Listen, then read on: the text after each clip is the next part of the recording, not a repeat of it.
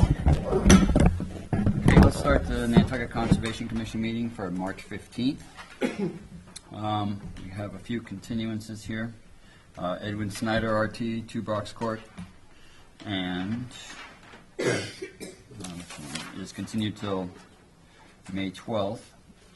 And then as well as Nantucket Island Land Bank, 17 Commercial Wharf, said is continued to the 12th as well. We have Nantucket Community Sailing, 2 Bathing Beach Road is continued till March 29th. And then amended orders and conditions, Nantucket, 62 Walsh LLC at 62 Walsh Street, for actually both of them, and 64 Wall Street, are both continued till March 29th. I think I got them all.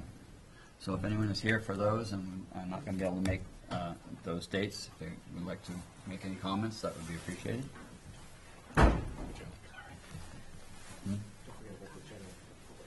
Yeah. Also, this meeting is being recorded, and if you are recording this, please let us know. And if you have a cell phone, if you could put it on silence, that'd be appreciated. So first we have public meeting, public comment. Anybody public comment on items not being heard tonight? You want me to Yes, please. shout it out? Yes. And please come on to the recording, please. You got it. My name is Edie Ray. I had the opportunity to speak with Jeff this morning about 2 things that had come to my attention that I had some concerns about. One was the illegal driving through the dunes on Smith's Point. A couple of years ago, one of the residents out there took it upon himself to make a new road through the dunes, directly through the dunes, to the tip of Smith's Point from his house. It was reported and has been, Jeff has what it's actually called, but the action was taken to stop that practice, but it is now basically the road to Smith's Point. There's not a lot of space to go between the foot of the dune and the ocean at times on the outside to gain access all the way to the point. So the general public is driving on that road. And my questions to Jeff was what action is going to be taken to block that. Apparently there has been some remediation that has been dictated, and I wanted to know what the schedule for that might be, what it will entail, and who's responsible for making sure that it actually gets done, because I believe it was bumped up to a higher power than this local commission. And I just wanted to make sure all of the commissioners and the public were aware of that and the fact that it is illegal to drive on that path at this point. Jeff? Sure, so I can update. This is part of kind of a tail on the enforcement that we issued out for the property on Esther's Island, the Esther's Island Retreat property. But there was some additional road work that had gone on. That enforcement action was taken up through the Massachusetts Environmental Police and then through Mass DEP. We're kind of waiting on their final directive for what they're expecting us to do to close that off on a more permanent basis, as well as fixing the issue for providing the access to the 3 homes for the road that's kind of been cut off, but to prevent further vehicle traffic from the inner dune area and to keep it out on the actual beach. But we'll have that hopefully before our bird season starts on the 1st of April. So hopefully when we're installing our bird symbolic fencing, we'll have that blocked off as well. Probably some combination of split rail fencing in a couple spots, or something a little bit more permanent to keep people directed towards the beach. But again, all punitive action, something that's being taken up by the DEP and the police. So that's kind of where it sits. I'm happy to come back with pictures and reports as we kind of go, as that goes on, or if we want to take a field visit, you guys can certainly see, provide any additional feedback to DEP that you guys would. That's up to you guys. It would be an excellent field trip out to Smith's Point. It's been a long time for me. We'll wait for the weather to break a little bit. Any thoughts? Question? Is this mostly This out is- on the tip, or is it? Yeah, this is right down towards the end, so this is past all of the Audubon property. This is kind of to the, so this is to the west of where the three homes are. So it's a road that kind of runs past the key post trees there, so it's that clump of pine trees kind of in the middle of Smith Corner. It runs from the three houses westerly past those, but then it stays, it almost runs kind of down the ridge of the dune that's left there, a little bit inside of it. But instead of trafficking on the beach, the road was made off of the interior road and just kept going straight. And it's less treacherous than going on the beach, and it's turned into the reports turned into a little bit more of a heavily trafficked road than what it was before. So I think some of it will just be redirecting traffic back towards the beach when beach driving is allowed there. I mean, beach driving typically goes closed by the beach map at June 1st at that end anyways, but frequently it's closed before for the pike and plover and least terns that breed out on Smith Point. Can you get around? Can Is you it get then around? who's responsible for it? The driving? Who put it through initially? Yes, that's what's the matter. That's with the environmental police. So it belongs to the gentleman who's under enforcement from us for work on his property. Can you get around any other way at high tide, or is it just like too bad it's high tide? Sometimes. Yeah. No, I mean, I know. It's This time of year, no. Yeah. But primarily because the winter beach there is so steep Yeah. that historically it gets difficult to get the whole way around. But So by blocking it off, we're just going to create another road on the interior somewhere. we'll have to take a look at what's going on. But it's still it's a pretty heavy impact to the primary dune that's out there. Sure. We'll have to see if there's a better way to route some traffic than what's there. There's kind of a network of stuff that's out there, so we'll try to find the best available way that's the least amount of impact. Get the one that's off the crest of the dune gone. Yeah, I thought there was an interior road all the way up. That was a long time ago. Long, long time ago. And most of those also terminate kind of for housing areas. Yeah. To the west of where the houses were, an interior road has never really extended much past where the trees are. At least in the last 10 years. 30 years ago, all bets are off. But there was a whole other series of deals. Yeah, it was a while back. 30 years ago, you could get out there in high tide. Other thoughts, questions? Okay. Thank you very much. Oh, Amy? One other Please. site, actually. Yep. Down by Sale Seafood, where there is enormous amount of construction debris and equipment being staged for the new bike path. Yeah. I've been down there a couple of times, and I also spoke with Jeff about this. They've got a pile of dirt that is about the height of a two-story house that is directly abutting and sort of starting to flow into the wetland down there. And there is no silt fencing between all the debris, the dirt, and the equipment and that wetland. Okay. Jeff directed me to make a phone call off island to, Marto. thank you, and I did do that today, but I have not heard back. So I spoke with Mark later today, because he called me too, for the DOT project, and we're going to have a call tomorrow with Mark, Mass DOT, their project manager there, No. Malcolm, I always forget his name, and I tomorrow about how to properly rectify that action to satisfaction. So I've spoken to Malcolm to it before, and to really no avail. DEP called, and they're much more interested in cooperating. So we'll be speaking sometime tomorrow morning. I want to say our call is at 11. So it's from the bike path, not the development? We're pretty sure that's part of the question is Usually. Malcolm is trying to make sure that it's his. Okay. He seemed pretty confident it was his last time we talked about it. Now that there's more work going on in there in a way, he seems to be a little more, oh, that may not be mine. Yeah, I know.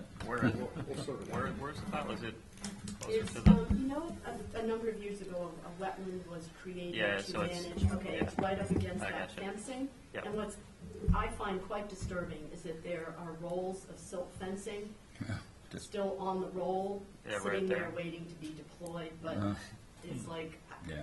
There's a lot of work going on. and I was thinking all that rain and wind Yeah. right into the harbor and the wetland. Thank you. Thank you very much. Thank you. Okay. Is there any other public comment? Okay. Seeing not, let's move on to the public hearing, notices of intent. Oh, I already gave you the continuances. Okay, so, we're gonna start with item 5. On number 2 and number 3, we need to accept the withdrawal. Oh, right, partner, not with it today. Okay, so, You yeah, can take it both together if you want. right, Sorella 125 and 129 Winnet Road. They are asking for withdrawal. Moves to accept the withdrawal, but Do we have a second? Second. Okay, all those in favor? Aye. Any opposed? Okay, that passes unanimously. So now we will move on to Sunset Hill LLC, 15 Hallowell Lane. Thank you for the applicant, Art Gasparo. I'm before you tonight with a notice of intent for a property that out on the north end of Hallowell Lane, fronting on Nantucket Sound. The property currently has an existing timber bulkhead and timber groins. The existing single-family dwelling on the property located behind the dune instead of beach stairs. The subject application is to install some coconut fiber rolls above the bulkhead. There is occasional overwash that happens, and it's created some erosion and destabilization of the vegetated portion of the bank above the timber bulkhead. This portion of the bulkhead is slightly lower than the abutting bulkhead. The original application that I had filed was to increase the height of the bulkhead a couple of feet. There was some concerns with natural heritage for doing that, as well as I knew that would also be of somewhat concern to some of the commissioners. So in reevaluating the project, I felt like we could achieve the same result using coconut fiber rolls to stabilize it, and that it was likely to be considered a better alternative. So instead of coming before you with the application that I originally filed, after some discussions with the owner, we have changed the proposal to be anchored coconut fiber rolls. These won't be the extremely robust, or as has come to be called, the Wilkinson array with the whole soil lifts and everything, because in my opinion, engineering this, I don't think that's necessary where you have the bulkhead. The purpose really of those is to interrupt that failure plane that would happen behind when the tow is being acted on. So in an effort to keep the materials in the project a bit more minimalistic, we're simply going with a stack of 5 rolls, and really it's only 4 because the first row, if you look at the plan, would go below the bulkhead. In other words, what I want to make sure is that then this is going to be covered with sand and planted, that the first one doesn't start on top of the bulkhead and have all the sand then sliding off. So, and then if there were additional storm damage with time, then we would simply replace the sand that covers these rolls, and hopefully not have the destabilization of the entire slope that has been happening. And I had included in the application, which is in the original application on supplemental materials, a few aerial photos which kind of demonstrate the area that we're looking to address in terms of the bulkhead and the scarping, and where we would install the rolls and then cover them. And we would create an access way using some plywood that comes down along the side of the house here, which is also shown on the plan. So we don't have to work from the beach. These rolls are able to be carried by 2 men, and we could just install the duckbill anchors with essentially a sledgehammer. So it's really the only machine work would then be to bucket deliver some sand down here, and then it'll be a bit of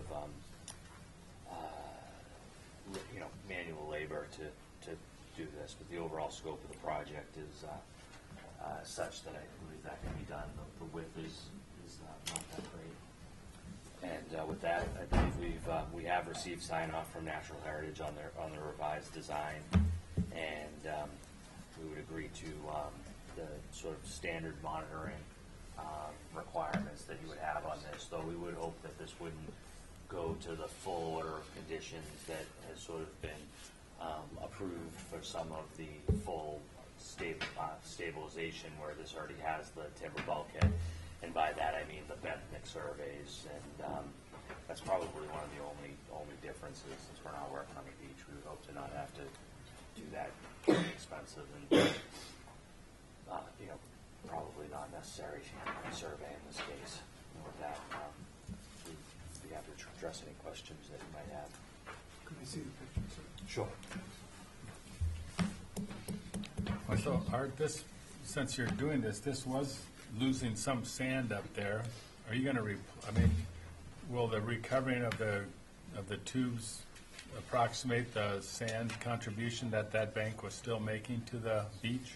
Yeah, that would be the intention, is that we're going to essentially fill that cover back in. We're going to set the tubes in, and then we're going to provide the cover. And it doesn't contribute sand on a regular basis, as you know. It's only on a particular overwash, so that that sacrificial sand would be available, and then we could through the regular monitoring, we would report whatever volume of sand was provided. It's not an annual rate that I can calculate the way I normally would, just to expand on that a little bit, because of the bulkhead. So I don't have a rate of erosion, right? This is sort of a one-time or two-time storm. So the idea would be to just put much sand as we sort of could over the rolls, and then when it was needed in that particular case, it would take the sand and we would repair it. But I don't think I can tell you the exact volume, because we don't have an erosion rate there. And again, this is part of it. It's a longer growing field and bulkheads that I'm sure you're aware. As you move to the east, this is the last one going to the west. I suppose you could shoot transepts and see what happened over the course of the year, how much the beach fluctuated. But I agree with you that for the purposes of this application, it's not really relevant. Beach changes a lot down there too. Right. It changes a very lot with the groins. Yeah. There's times I've been working on this property for a number of years, and there's times where you can ramp and walk right over the groin, and there's other times when they're sticking up, and you can see that. So it's, the system is dynamic, as well as sort of worked on by those structures. We're just trying to be above the bank and leave the beach, and not propose sand to the beach, or just to get. And then again, and the idea is to just simply get this all planted and stable.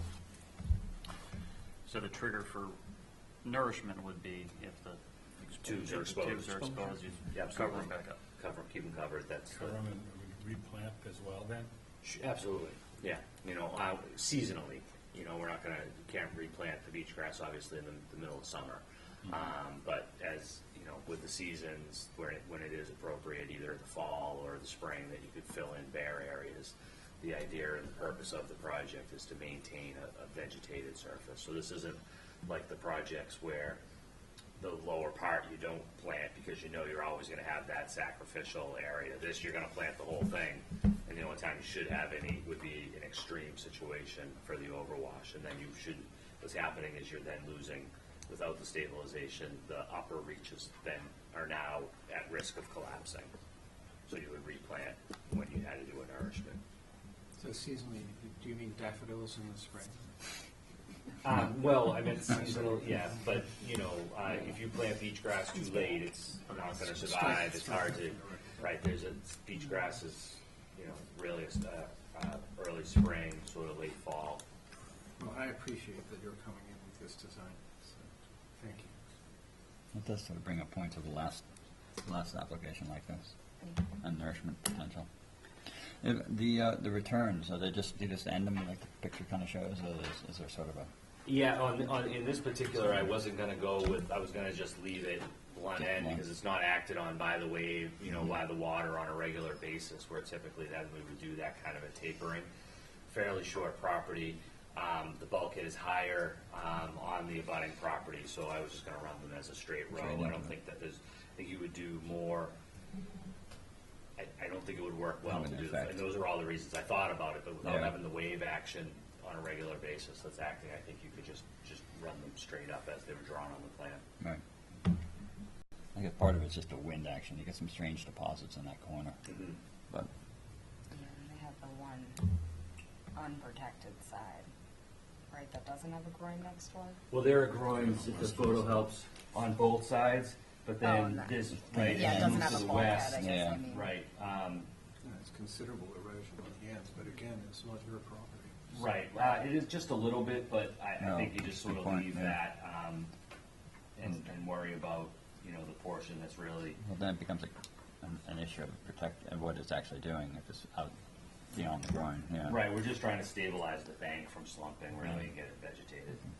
My only question, has this property ever done like nourishment and planting behind that bulkhead before, or is this the first kind of failure that they're trying to deal with?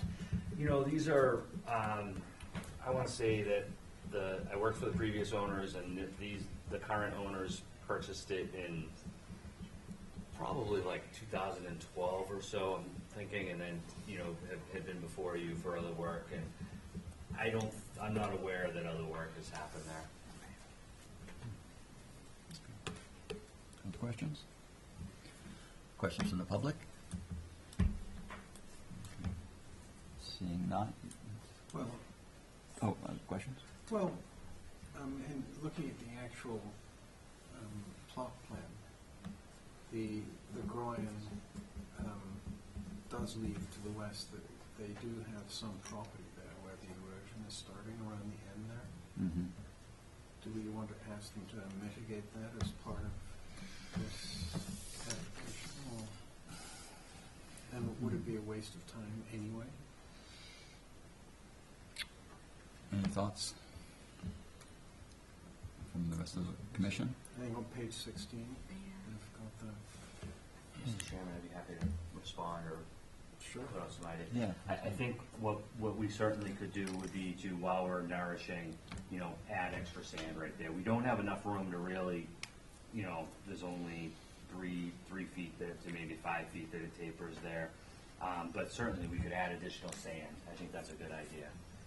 And we would report that volume and show it. But we gotta be careful that we don't just go, Right. it's kind of hard how much you could really add. I don't think someone's gonna mind if the sand Right. spills, if you will, but we don't wanna go, working around that side. It's gotta be from this construction Right. access. But certainly we could add additional sands in that area. I know you placed the construction access here, so probably not, but are you worried at all about the access being so close to that, point where we're having I erosion? made it about 12 feet wide, and the intention was to use plywood. So, and we're using very small, a small skid steer at most, if not even a walk behind, to deliver the sand down there. Given that we've changed from, not needing the larger type excavator equipment, I'm not concerned with that. Art, are you gonna raise the walkway? Are the bags going right under it, or? The bags will go right under it and reset it. It comes down and sets right on. So the bottom of the stringers is almost the grade is probably Finished pretty grade. close to What you what want. we would want Yeah. for the tops of the tubes. So we would take those off and put them back on.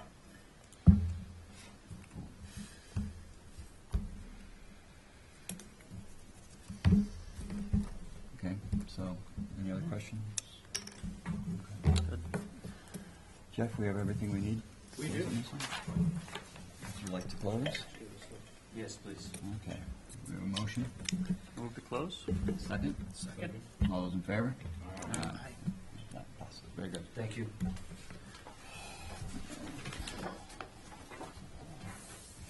The Adam P.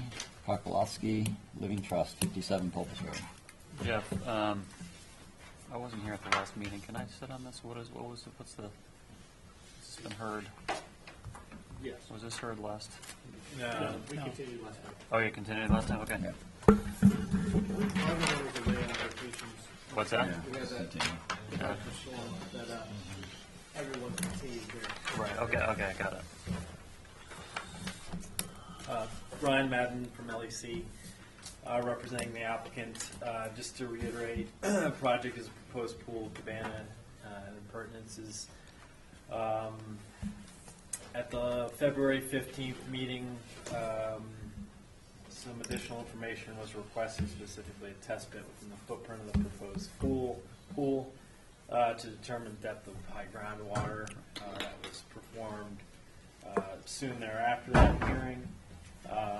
We submitted the soil logs, did a 10-foot observation hole, and confirmed there was no high groundwater documented within that 10 feet.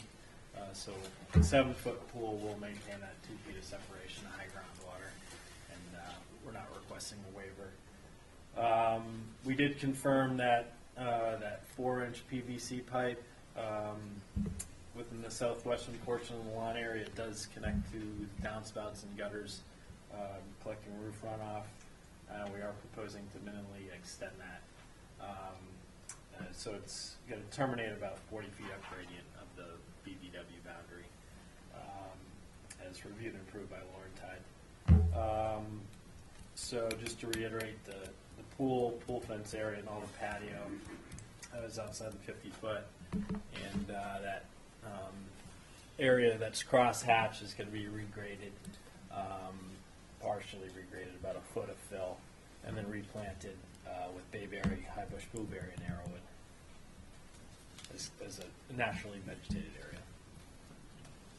Before you guys ask questions, I'm going to jump in really quick because there was a meeting I wasn't here for that this was discussed before.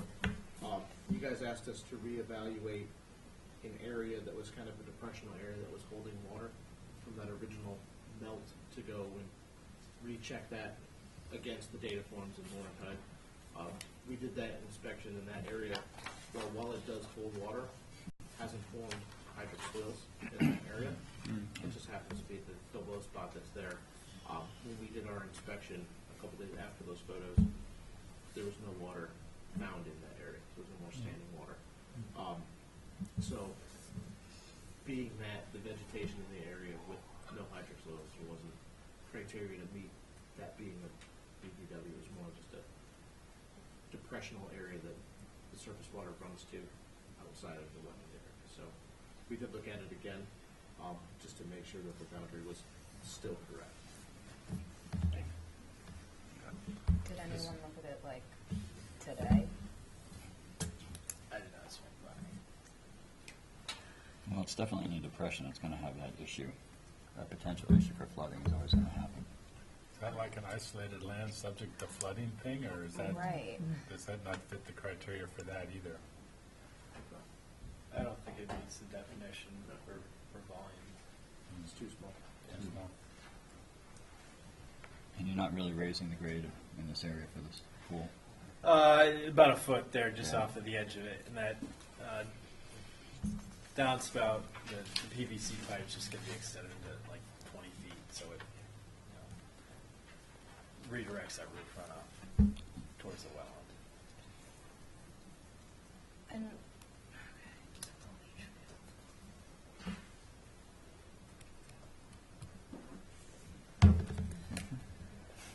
well, last time I was there for the field viewing and then looked at the plan a little bit more and saw where the septic was located, I was like, what kind of water is this really down here? And I just am skeptical that this area isn't necessary when we have big rain events.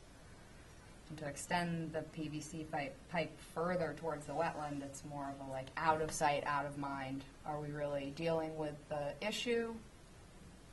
Or are we filling the ground with a pool and pushing the water further towards the wetland? Right, well, yeah, my concern in this area is, well, if you say you have a 19-foot gradient here and an 18-foot, if you get it into the 19, it's going to pour back into the 18, which is about where the pool is. So, I mean, this where's the 18? Which one is that one? Is that the 18? Yeah, I mean, You got a 19 here, you got an 18 right here. it's tying off the 19, so it all is Yeah. being redirected out that way. And if you went out there, there's that big knoll Yeah, behind the pool. yeah. Yeah, and then that just little tail section. So it's all going to drop off towards that area. Which will still be lawn area between that path and the edge of the limit of work. That is part of the area that collects water. Yeah. Well, And again, this is all because of roof runoff. oh, I understand that, but if even in a regular major rain event, you're going to have, especially in the wintertime, but you're going to have ponding down there, obviously, because it's all to the bottom. It's depression. Yeah. Yeah. Away from the pool, yeah. Why don't we just fill the pool with the roof runoff? Measurables. Right, just pipe it right in there. Other questions? Well, where is the pool going to be emptied so that it doesn't end up running back down there? Definitely. Sorry? Yeah, do you have a? We'd expect Location? the typical conditions. I mean, there is room outside the 100-foot buffer zone in this location. So more towards the driveway? Right, but that's still the rest. Yeah, there was like a funny depression over here that kind of led, it was all leading back to this Yeah. wetland. And there was like some funny fill-in spots that maybe made you feel like it wasn't. I mean, if the commission wants to put a condition on that, it needs to be drained to a truck. Well, Certainly, yeah. or at least in front of the house, maybe. I mean, we'd have to have, Right. we'd have to be fairly far, and you're not going to be draining in wintertime, so it should perk at some point. Although, I mean, the house is definitely a lot higher in the front. So if it were to drain maybe in the driveway of the house or something, that would, If I can, Mr. Chairman, just throw it Please. out there, I mean, there is a driveway that runs to the back. right. I think having the condition to require the truck is overly, you're not asking them to drive through landscaping or doing the crazy. Right. Just pull to the end of the driveway, run a hose. That's what I was saying, yeah, I mean, if it were drained into the higher ground in I the don't think it driveway. falls into that criteria. Right. That's a good thing. Anywhere he drains here is going to run right back to the lower part. Well, it's the drain way up here. Yeah. Yeah. Is it grade consistent in the truck? Off-site. Yeah, it's a lot higher. Yeah, it's much, Yeah, much it higher. comes up better. Yeah. Yeah, I mean, I'd be certainly happy with the condition to that effect. Okay, questions from the public on this one? Okay. Any other questions? Okay, Jeff, do we have everything on? Yes, we have one report. Are you ready to close? Do we have a motion? Motion opposed? Do you have a second? Second. All those in How favor? much, Aye. aye. All those opposed? Sorry, Brent. Okay. That one closes. How much water, unless you have a leak or something? Holland Junior, 66 Westchester Street. I know. They almost never do. All right, so when I lay these plans out for everyone, Some people don't. there are two sheets. Oh, what was it? Yeah, sure. The second sheet, just.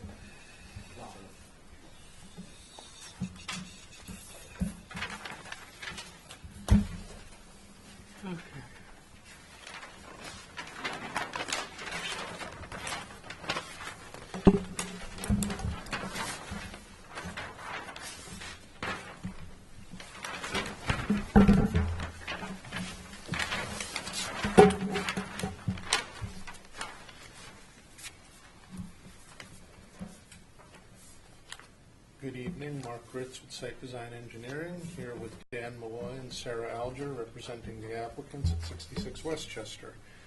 Before we start, I just wanted to make sure if the commissioners who were not present last week read in on this meeting. I didn't listen, I was not. I'm gonna probably have to recuse myself from this one. I had time in.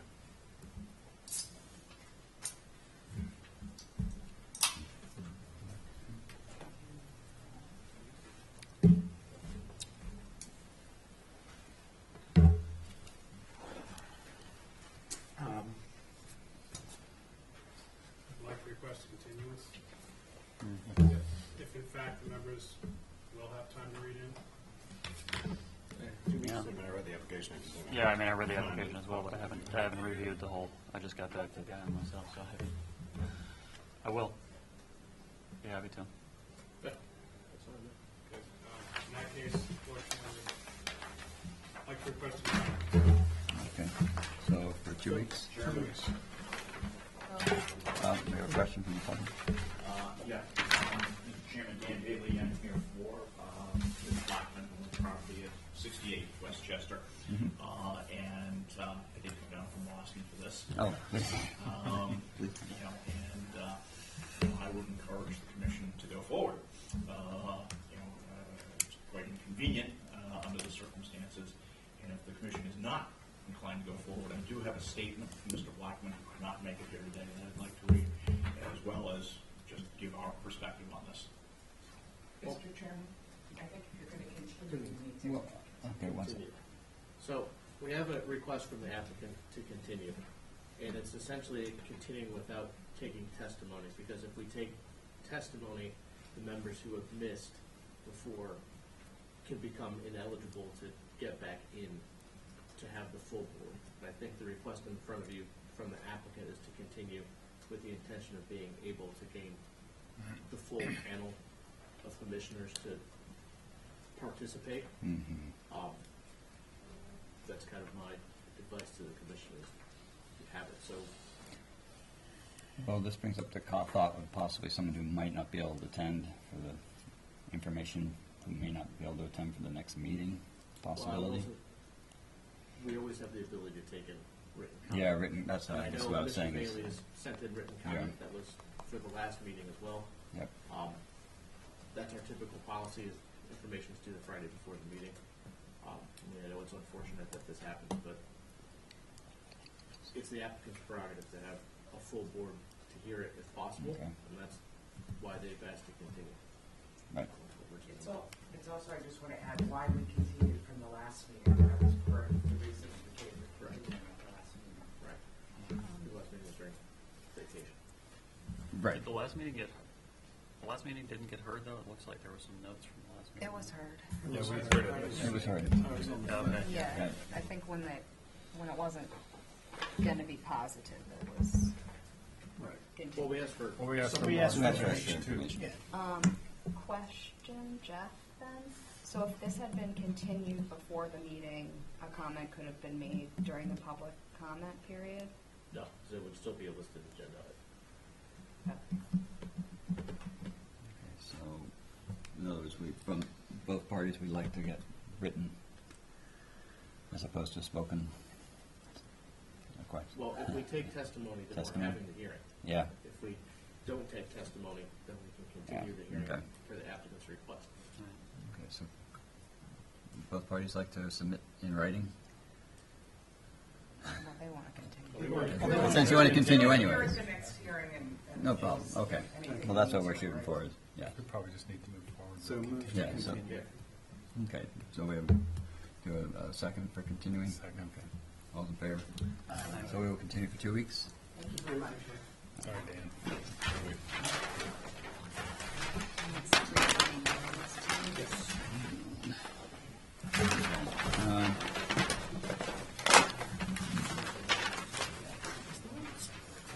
Okay. Monomoy LLC, 20 Monomoy Road.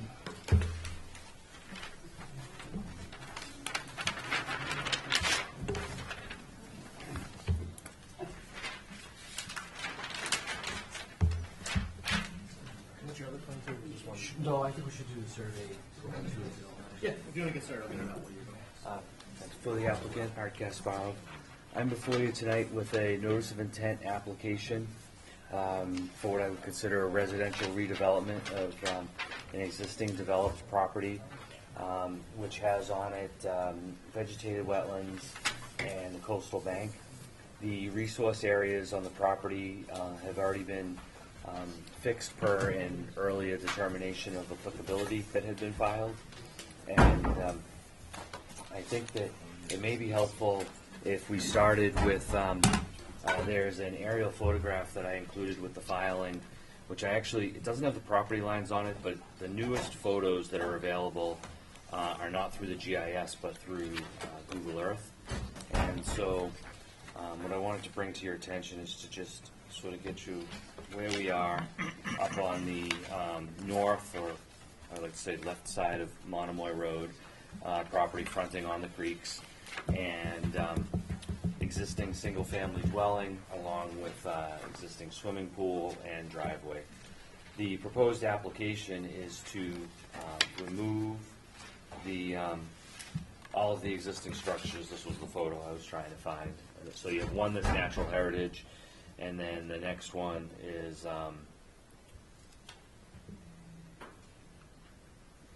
nope, didn't come through in your, it's not in your packet? I only got one. It's just a single one on the package. Okay, sorry about that. Well, I'll leave this with you then, and I don't know how it's in mine, but, this is Locust right here, and it's not all that different than the 2014 photo that you have, which shows the limit of the natural heritage mapping. And you can see we've got swimming pools and other developed structures all in the general vicinity, and even closer to the resource areas than what is proposed. So I just was trying to give you a setting for the application. That being said, we believe that this is a strong net benefit project. You have an existing swimming pool located within the 25-foot buffer zone, which would be removed in its entirety, and the new swimming pool would be outside of the 50. And again, that's probably best reflected while it's shown on the survey plan. We do have a colored, full-size landscape plan, and so you've got your existing pool and then the proposed pool. The existing structure is also located, dwelling is located within the 25, as well as a large portion of it within the 50. All portions of the structure will be removed from the 25-foot buffer zone, and a portion will remain within the 50, though it's a large reduction in area, as well as increasing that separation distance to the resource area significantly. So that's the pool and the main house portion of the project. The other portion that I think represents a significant net benefit is the existing driveway comes in within the 25-foot buffer zone to a vegetated wetland that exists right here, and we would relocate that driveway to outside of the 25-foot buffer zone, as well as to restore and revegetate that area. So we would be essentially where there's a driveway here. We're proposing to plant American shadbush in there, and we've given you a detailed planting plan, not American tree shadbush they call it, which is on the details. So we've tried to give you, knowing how much is in the buffer zone, a detailed plant list, a detailed planting plan as well. And there were a couple of questions that had come up from the technical review that I would like to address. And one had to do with the grading that's happening down in this area. There's, I don't have a lot of existing topography that I had given them that's shown in this area, but what I would say is that the plan depicts a silt fence and a limit of work, and that silt fence and limit of work will have to hold. So, and then, it's in the 25, but that's in the 25 such that you can, to allow for plantings. So then that portion still gets completely no disturb zone, though there'll probably be some grading down to that silt fence. But it's not gonna go any further than what's shown on the plan. So essentially to the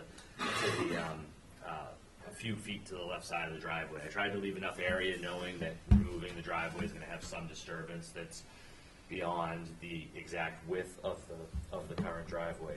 So, if you desire more information or that conversation, then we could certainly talk about it. But I felt that would address the concern by establishing essentially a limit of work in this area, and then the exact grades in here they'll have to that'll have to work within that area. And then the second area that the technical consultant raised was there is an existing retaining wall that runs along the top of the coastal bank here, and I had proposed to remove that wall. It's next to the pool, and then the architects proposed that there would be sort of a, when you take that wall out, you would naturalize that grade. Well, in fact, we would be happy to do that still. It does then go into what is a technical coastal bank in this small square.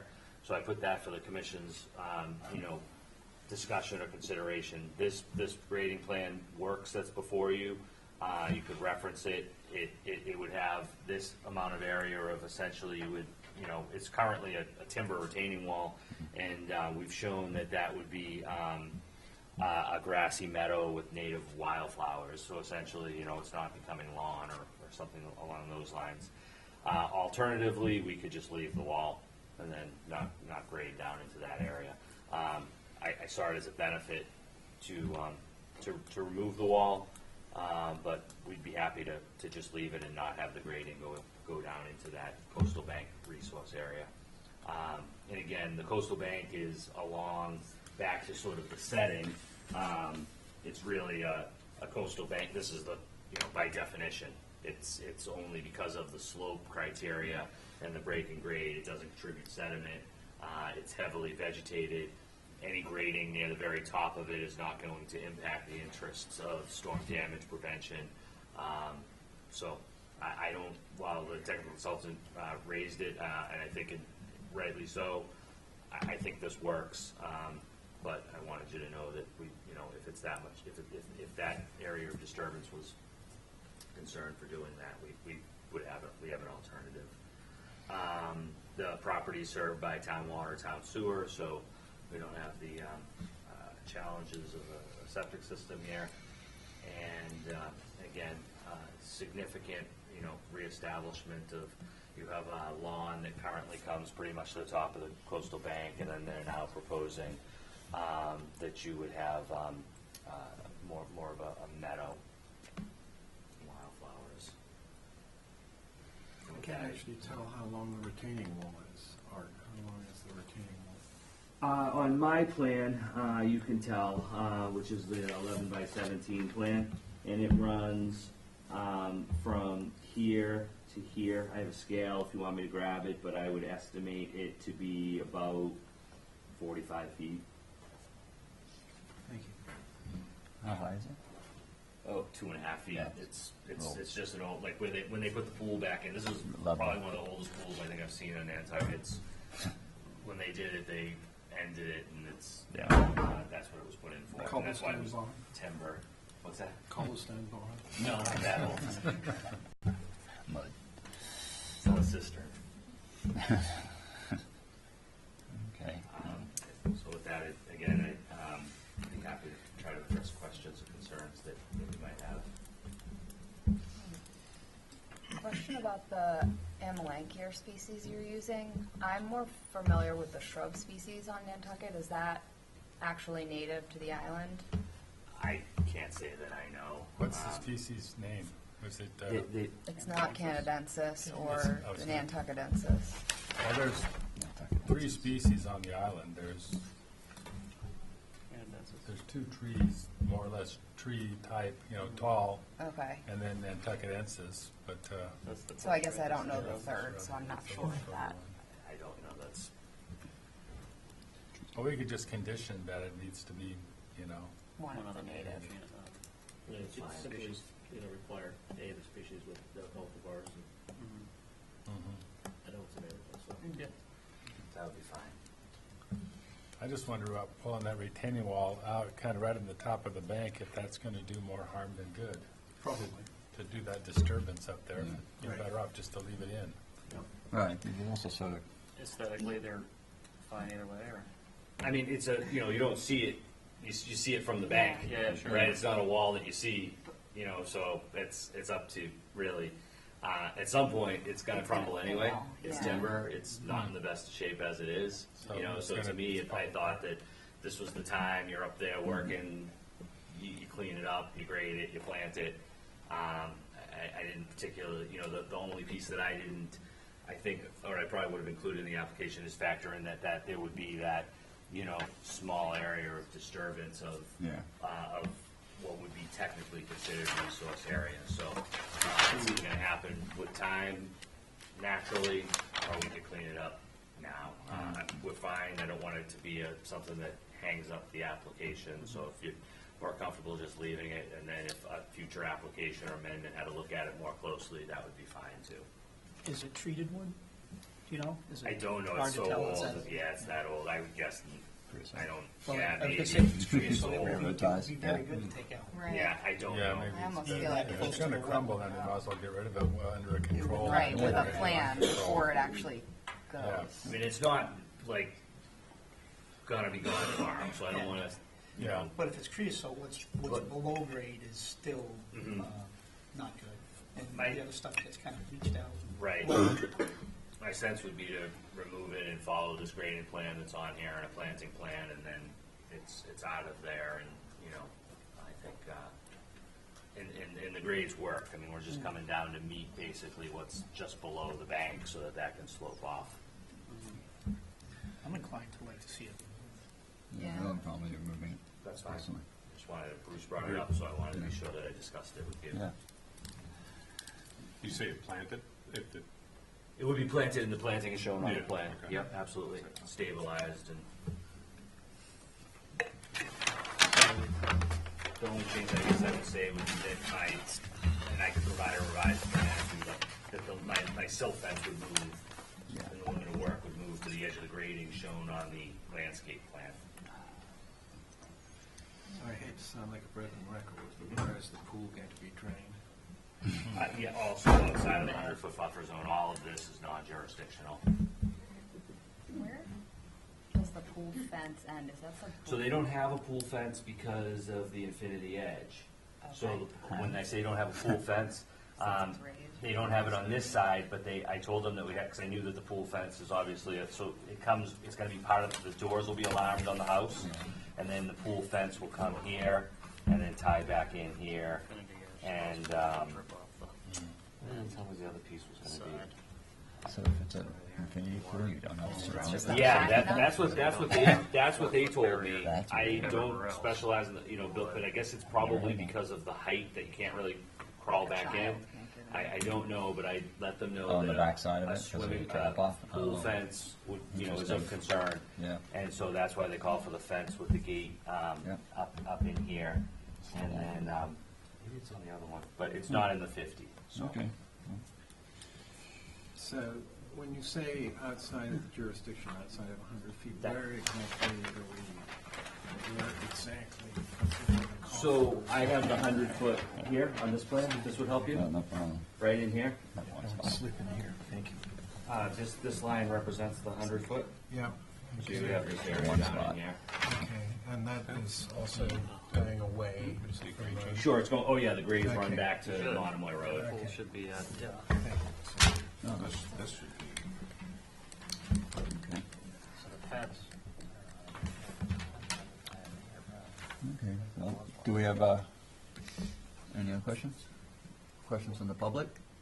Okay. Everybody, I don't know exactly how it's any going. more thoughts? Any more thoughts?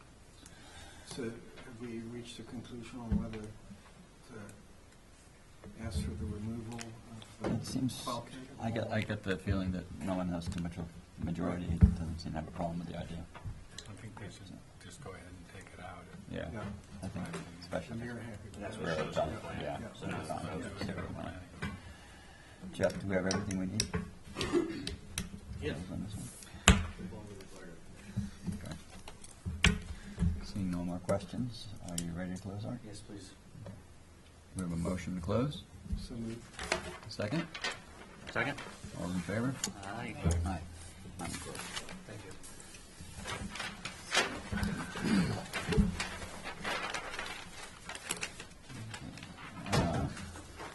Campana Nominee Trust, 7 Cabot Lane.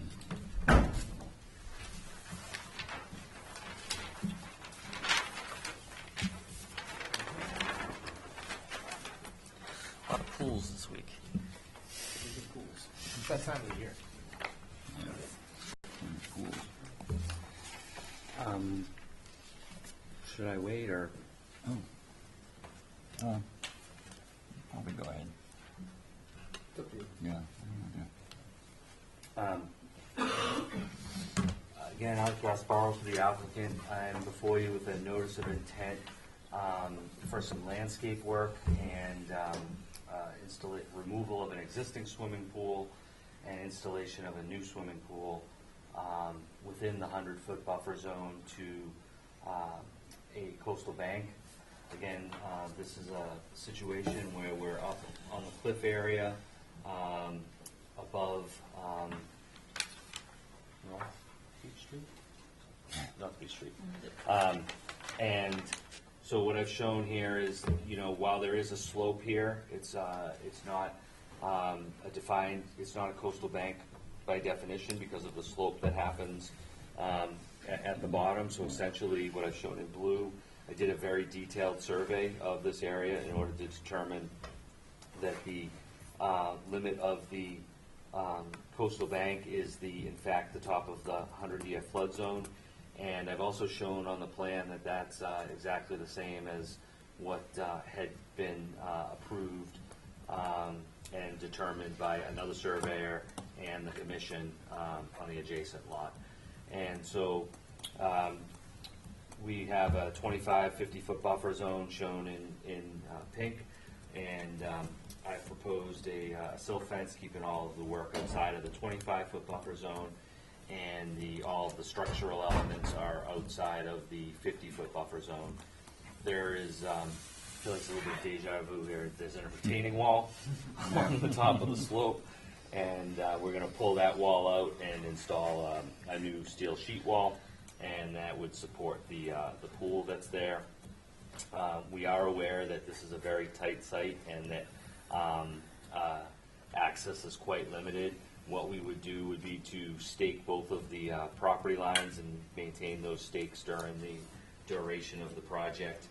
This hedge would be removed and then replaced so that we could get in around this side of the house. And there was I believe I also included it. Did I print the landscape plans? They're in the packet. Hey, Okay, so Joe, yeah. do you have a chart or a chance to review you guys? As well, that they're just a little more, detailed in terms of, I tried to stick to the structural elements that were proposed, but as you can see, from the aerial as well, it's, we're in a pretty dense area up there, highly developed. We don't believe that the proposal is going to have any adverse impact on any of the protected wetland interests. And again, our proposal is for this work to occur after the start of this summer season. So if there are concerns about that, that's when we're looking to begin the project. And like we said, we do know that we would do the work all from this property, and that's really the extent of what's going to happen. None of the access is from below; it's all going to be from above.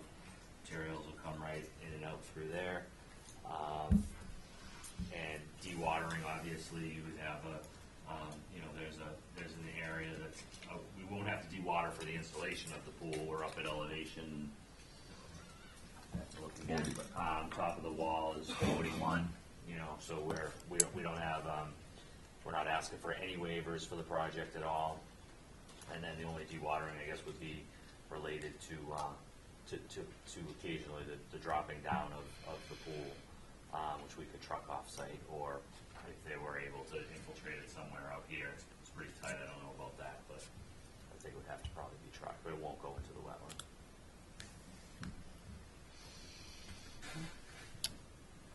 Just really quickly too, sorry, not to interrupt, I may have missed him saying it. There is a BVW down there as well, and the 100-foot buffer zone does cross the limit of work, so you can apply those standards as well, but it is to the closest edge of work, it's like 85 feet, so Yeah. it's very far away, and way nothing. I show the vegetative wetland boundary on the plan, which is Yeah. pretty close to coincident with the property line down here. And then I didn't show the actual buffer zones to that because I thought it would be confusing, given that the coastal bank is approximately, if we were to very roughly approximate, it would say the coastal bank's about 25 feet up, so it's almost like the 25 would become the 50 to the, vegetative boundary. Now, that's an approximation, but to give you a sense of, and again, that puts the pool greater than 75 feet from the vegetative wetland boundary. But thank you, Jeff. And there's also, as a third resource area, land subject to coastal storm flowage, of course, down here, all of which there's no work proposed. Trying to get all of our resources. So how far is the sheet piling going down? That'll have to be determined as part of an engineering analysis. I don't know exactly what size sheet piles would be used. Well, there's gotta be a cantilevered system, so Yeah. if there's a third above the ground, whatever that height is, there's gonna be 2/3 below it, because there's no tie Yeah, and system. if I may, the portion above the ground, I mean, the Pretty wall right small. now is only 30 inches. So we're not trying to put a wall, it's mostly to provide support above the slope Right. to have the pool there. So it's not trying to create some very, very, large wall. It's just to, again, not put a pool up against a timber wall. 12 footers. And otherwise, that's, probably reasonable, but I don't want to say, I don't do that engineering. So then, the planting is going in front of the wall, in front of the pool? Both. You can see on the landscape plan, there are plantings that would happen all sort of, this area would be disturbed. So that's why I put the silt fence down in here. For any disturbance that would happen, then we would, be able to replant. So it's all to be vegetated. And again, it's far beyond a no disturb area. Would be a concern. Is all this stonework all permeable? Dry laid bluestone. Yeah. I mean, I don't know, I would call it Well, I just, permeable, but it's not mortared. It's not proposed to be mortared. It's dry laid. right, I would just be, The way, your typical, match typical approval. And again, that's all, well outside the 50. I guess what my concern of that is, it's just so, I mean, there isn't any lawn left in this property except for the front. I'm just dealing with roof runoff in the patio and Oh, and the obvious downhill slope in front of it. it gets irrigated to like the high heavens up here. It's Well, actually irrigated. Yeah. If I may, Yeah, this is please. all existing bluestone. Okay. It all exists, all in here. It's probably close to a wash, because you're gonna remove the part that's gonna be in the pool, fill that part of the pool back in, so it's really not a large alteration from existing conditions. I'd be interested, because this property would have been before the board, like 4 years ago, for the current spa. And I used to work here, so they redesign quite frequently. I guess that's more what concerns me with, are we keeping track of some of those impacts over time and things we didn't want to happen? I wasn't on the board at that point, but is there a reason there wasn't a pool the first time and now we're missing that and they're coming back with a pool and That's a new extending winner. forward?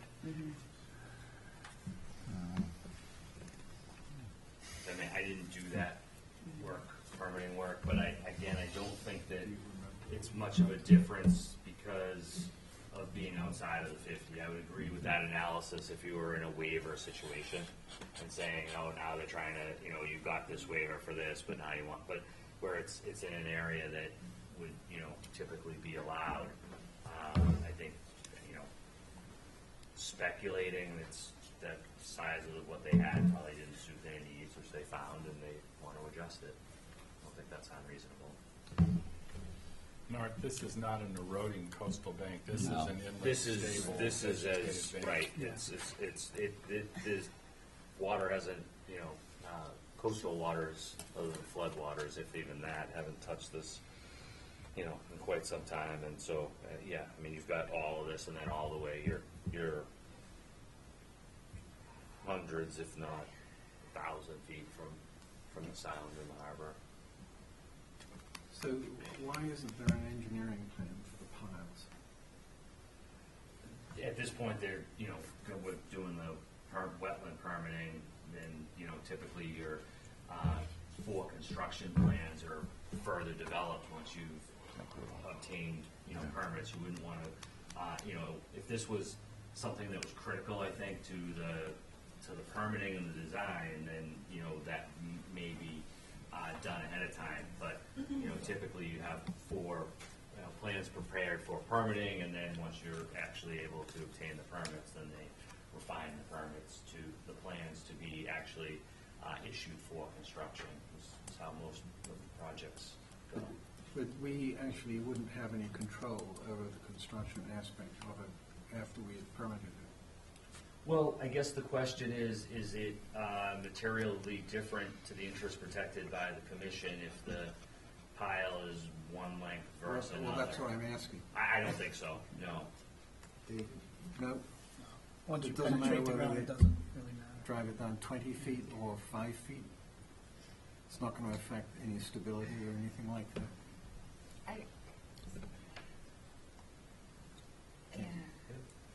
I think the longest sections would be on the side of the pool. I don't think it needs to run the whole way. Wouldn't you say, Dave? Just in front of that Just pool. for load? That's Yeah, all well, Just well, the load of the yeah, pool. Just sure. that would be the longer length. Right. So, We're not interrupting groundwater with it, we're so, Right. 40 feet up, it's, I don't think that there's a concern or material difference there. Do you know the depth of the existing wall and the technique for removing it? No, but, it's not gonna be, the new wall's gonna be deeper. Right. So I don't see a problem, with taking it out of there. It's a timber wall. I mean, I didn't go dig down and try to figure out how Right. many timbers it goes down. My guess would be, 30 inches or Yeah. something along those lines, probably half down and half up there, but I don't know. And it probably is dead men, I would hope and assume, given that it's timber Yeah. that run back up in there that would get removed. And the silt fence is close to the 25? I just put it down there to cover in case there was any disturbance in here, in this area, planting, working down right along this slope, along this side. So, Because that's a far distance, I guess, to retrieve things that might fall to the silt fence. Just from working on this edge, it's logistically, the stuff is gonna fall down there. I guess I wouldn't really typically rely on a silt fence to hold anything more than, washed sediment. So, Not on that hill. if something's gonna fall there, it's probably gonna keep going past the silt fence anyway. I'm not sure exactly what it might be. But, obviously their responsibility to do the project in a responsible way. I'm not sure what's gonna really, they'll have to clean up anything, but Yeah, and if we're they're not gonna wanna, I try to look at these things from a logical point of view, write a contract, that they're not gonna wanna have to be going down into this brush, so that, not gonna, if it happens, it's gonna be an accident. Right. And I'm just hoping it's not it's down there, let's forget about it. Well, we're gonna It's do an something inspection, else. we're gonna do an inspection, both I am as well as, you for a certificate of compliance, and we can certainly have a look there. And It's no- thick. no- I topo this, it's thick, Yeah. And no pool fence in this one either because of the right, for the same reason, Thanks. that's what they told me. infinity. Wow. Okay. Other questions? Questions from the public? Well, that does bring up a question of, are they being cutting down vegetation so that they get the view from the infinity lip? I don't know if it's one of the. The vegetation's lower, like While the in the pool slope or is sitting so on So extreme, steep, yeah. so steep. They already have their short vegetation there.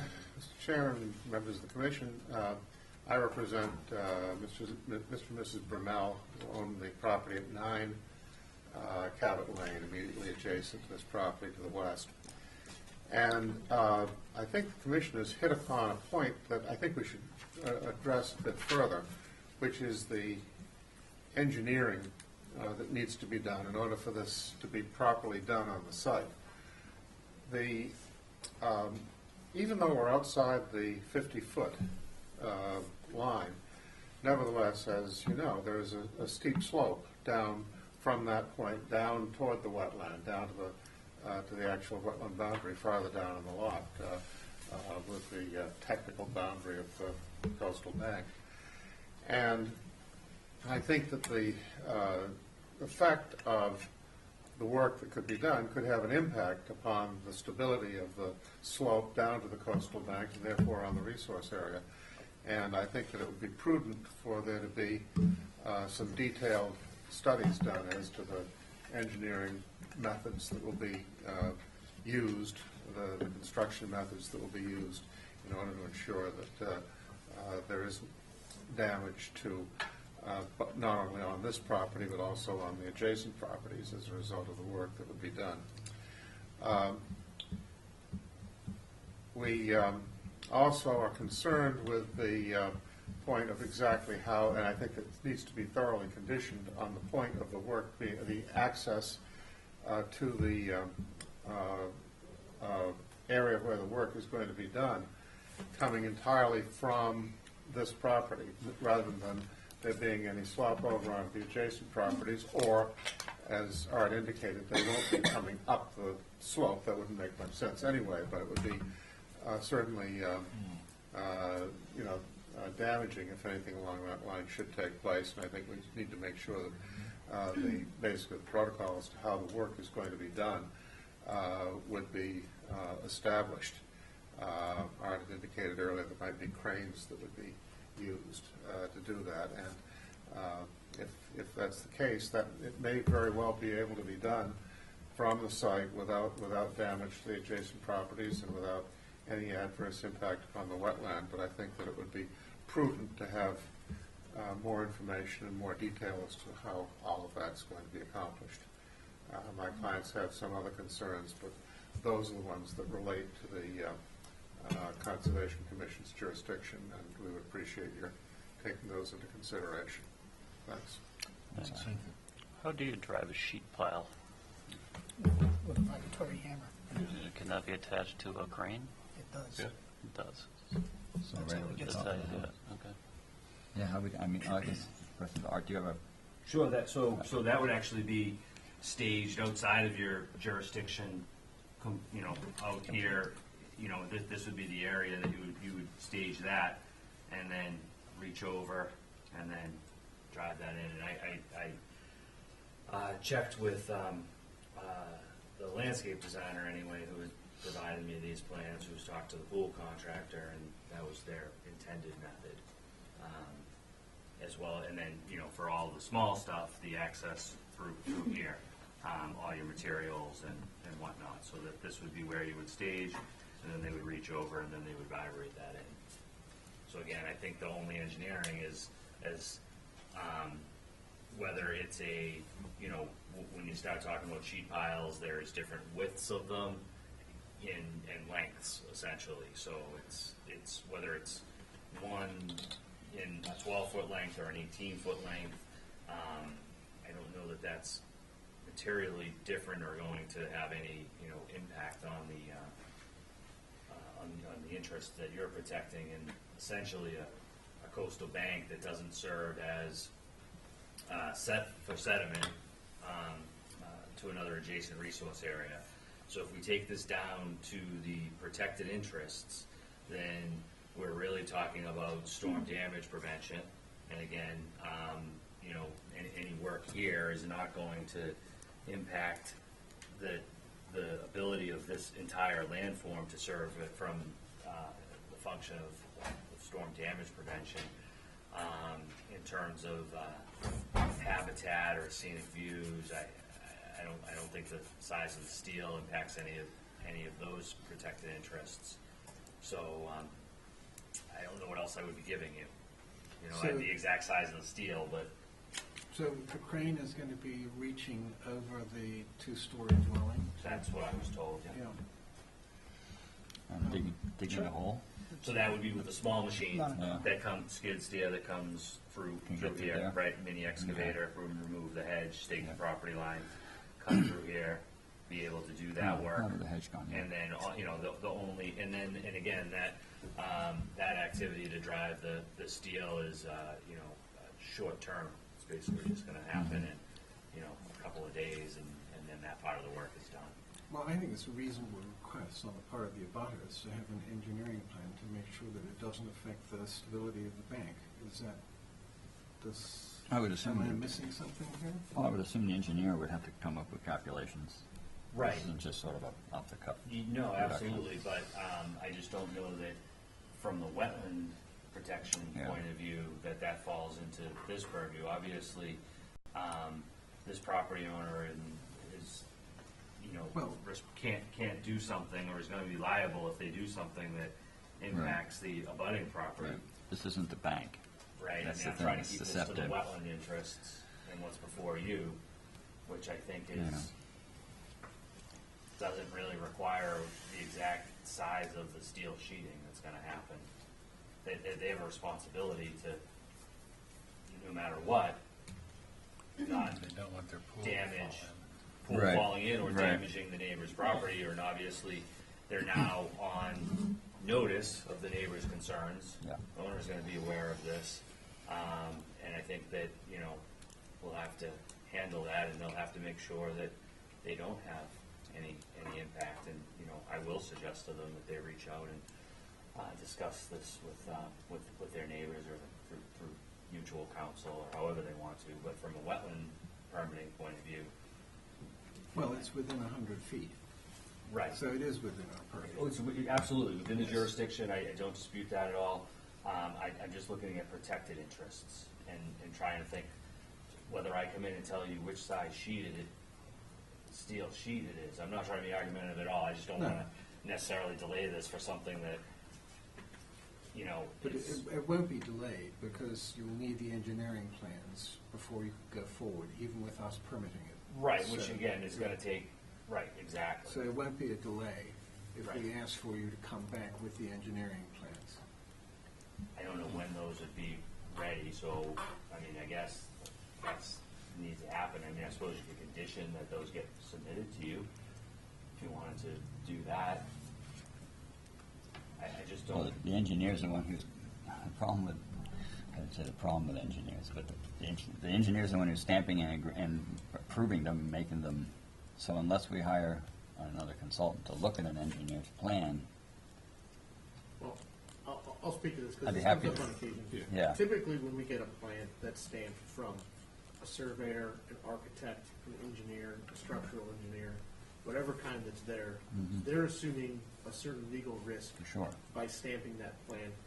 And I've always felt that this commission and any other commissions, whether it's planning board, zoning, if you have a stamped plan from a licensed professional, that you can assume that the work that goes in to put that stamp on it, if they're willing to take the legal risk of putting their license on it, is to the standard that they needed to stamp the plan. That's what my point was. And that's, Yeah. you can review plans and get third-party reviews, and I know they do the planning board for drainage and all those fun things, but ultimately, there's a responsibility behind stamping a plan correctly. Right. Mr. Chairman, I would agree with Jeff on that point. However, when the plan is submitted, then we would have the opportunity, as soon as it comes into the public No, record, or considering who we're dealing with, I know we'll have great cooperation, Yeah. be able to get a copy of it in advance. And we would like, under those circumstances, obviously, to have the opportunity to have an engineer of our choosing to take a look at it and comment. It may be absolutely fine, but we might have some points to raise, and those points could wind up benefiting the applicant as well as the interests of the public.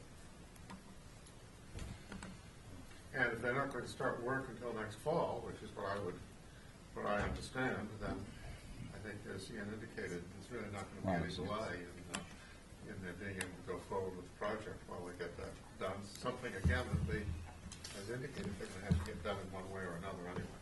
I even believe in the building code, there's a chapter, a section where it says you have to notify the abutters to this type of construction. So I think they'll have another shot at this also, Arthur. So I think there's two options. One, to see this engineering plans, and then when they get the building department as well. I guess the question is the same question that I always ask you guys when we're reviewing something. And if a piece of information that we're discussing around, when you're evaluating these from the performance standards and ultimately the interest in what that is and the engineering that goes with it, how knowing that information changes how you interpret the impacts to the interest protected. And that's really what your jurisdiction is kind of beholden to, is Right. what the impacts could or could not be. And if you want something that says that we're not going to have soil that's moving inside the 100-foot buffer zone, they can try to produce that. But really, at the end of the day, we need to be able to tie our concerns to what we're protecting, Right. not a general interest in what's going on. And I know that's doesn't always mesh with everyone, but that's kind of what we're.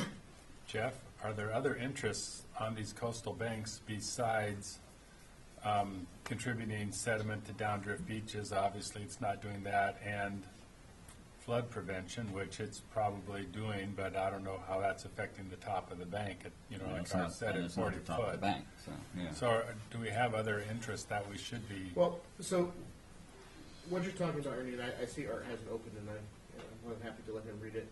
So when we're looking at these things too, that the providing sediment and the storm damage prevention really falls more within the interpretation of the state act, where they ask you to distinguish between those two functions for which performance standards to apply under that act. You need to make a determination. I mean, I guess as an example, a lot of times when we're looking at an erosion control structure, we have to make that determination whether that bank is really serving as storm damage prevention or as a sediment source or as both, and which one they're doing.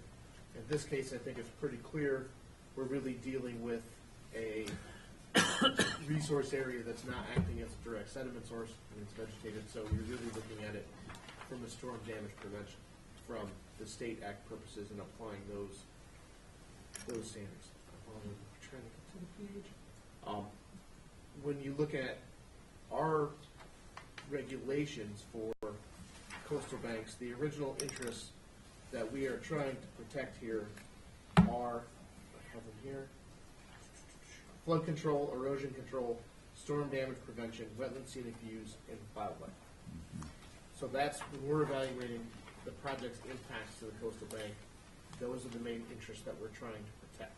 And to do that, that's why we establish performance standards with buffer zones and all of the other kind of things there. And I think the question that we would be normally asking if the coastal bank were at the top is if it's impacting that. This is a buffer zone project, so you're applying those standards. That may be the longest answer I give.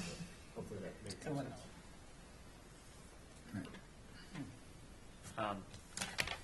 Well, it seems to me that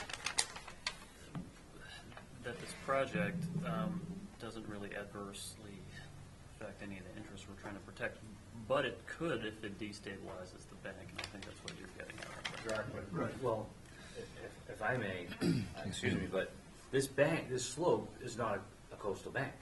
See, that's the point. The coastal bank is down here where it's flat. So any activity, even let's say this landform was destabilized, it doesn't impact a coastal bank. So I think that's the very important distinction to be made here, is your coastal bank is down in this flat area here. And so, I guess that's my point, is to be sure that we don't confuse a sloped landform with a coastal bank. All right, so how about the BBW that's down at the bottom? So then there's another BBW that's even 25 feet further away from there. And again, I would point out that, that's down here and your wall is up here. So is that outside? Yeah, it's more than 75. It's more than 75 feet away. Yeah. I just have a question because I'm interested. On one of these plans, it says 1,500-gallon surge tank for zero-edge pool. Is that part of the pool, or is that a separate location? I think they put that underneath somewhere, yeah, right? Okay, so That it's creates under the flowing patio. over the edge, yeah.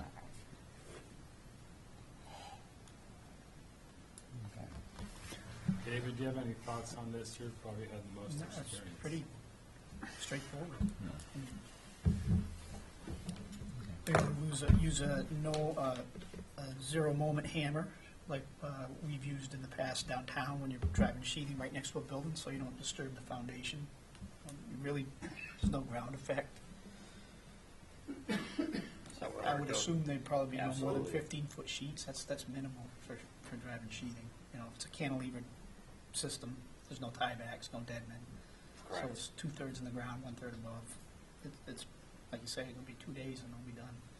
And there should be no disturbance of any of the soil noticeable.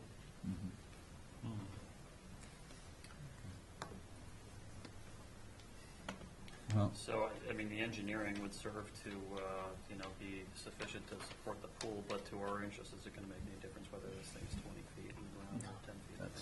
that's for us to decide.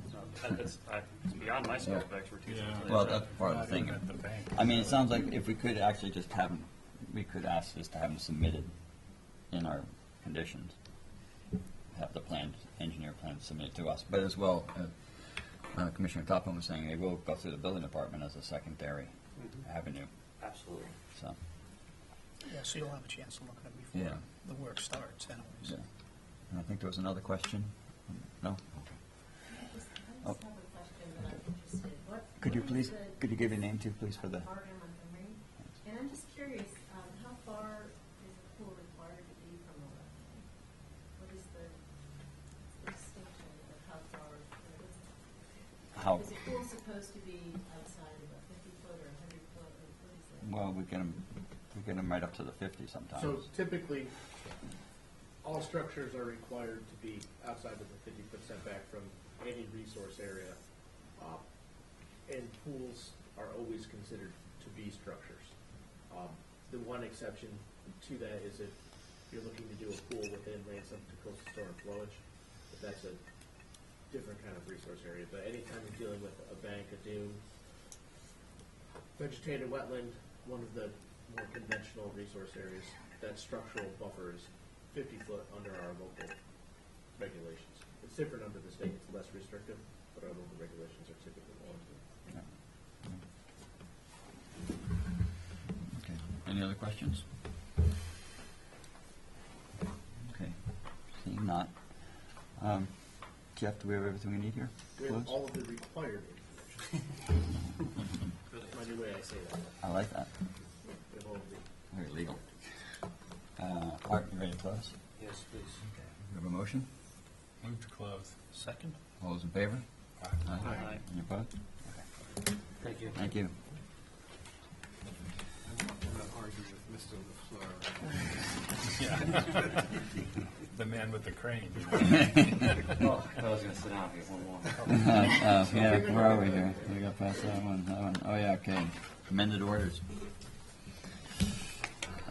3 Beacon Lane, nominee trust, 3 Beacon Lane. For the applicant, Art Gasparo, Incubator Engineering. This is an application for a property that's currently under development, and this is essentially the refinement of the landscape plan within the buffer zone. And we're located out on Sackatch Pond off Quidnet Road, and this was, you may recall, there was an existing single-family dwelling, and I think a second dwelling, and the stuff was removed, and we have new structures which are all outside of the 50-foot buffer zone. And so the proposal before you tonight is related to some refined grading outside of the 25-foot buffer zone. And the one other aspect of the project that has changed that I felt would trigger the amendment is a change in the access to the beach. And there currently is an existing pathway with a set of stone steps that are located that go down the existing coastal bank. And we're proposing to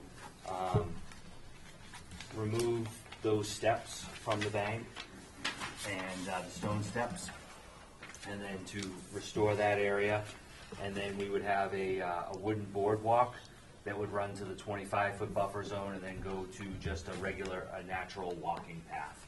And we've picked a location on the bank where that can happen, where the slope is such that it's shallow enough, as you can see from the contours, that you don't actually have to have beach stairs that go down there. So we see this as a benefit to remove the set of stone disturbance that are down on the steeper part of the bank.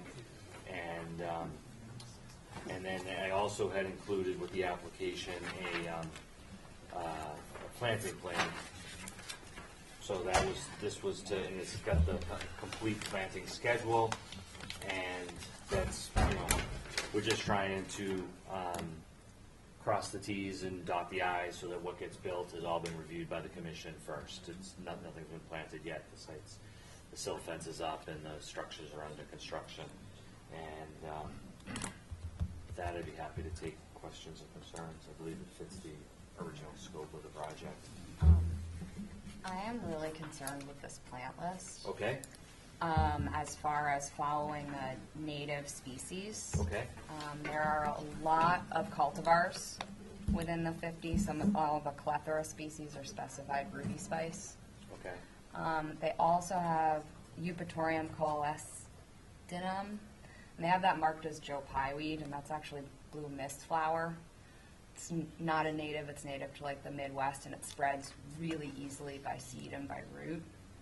So I just don't know if the landscape architect wants to look at this again. Okay. Certainly I can't pretend that I could speak to that. I should have probably had her here. And so, just so that I understand, the concern would typically be that you would not have any cultivars within, say, the 50, or at all within your jurisdiction. We have all plantings between the 25 and 50 setback shall be native plantings and with no cultivars allowed. So then that's going to have to hold, and we're just going to have to provide a revised plant list, that meets that regulation. And that certainly was not, the intention is not to ask for relief from your regulations, and she probably just wasn't aware, and I didn't realize it myself, but I certainly would be, absolutely, get a revised list, and we can either, I suppose if there's no other concerns with the project, it's that's simply the condition that, and we have to provide a revised list that does not include any cultivars within the 25 to 50 foot buffer zone. I would appreciate that. Or right now, the conditions require that be the case. Yes. So even if you granted the amendment for the work, they would still have to meet that as a condition. And just when I of the permit. right, to get their No, I hear final exactly what sign you're off, saying. essentially, but I feel like this could go in the ground before the final sign off. I'll make sure that, even that if conditioned, that, I'll speak with her first thing in the morning and get a revised list so that it's into the flow right away. Thank you. Do you have a construction detail or some idea of the construction of the boardwalk and that What that is, it's like set boardwalk they're putting in? I don't with me. It was, Is it level of the ground? no, it's stepped. Yeah. I can see Oh the yeah, step. at grade, stepped at Yeah. grade. Yep. So that was the idea there, so that it doesn't need railings. Yeah. Yep. Again, it's not in an actual resource area where you need separation underneath it or Right. anything like that.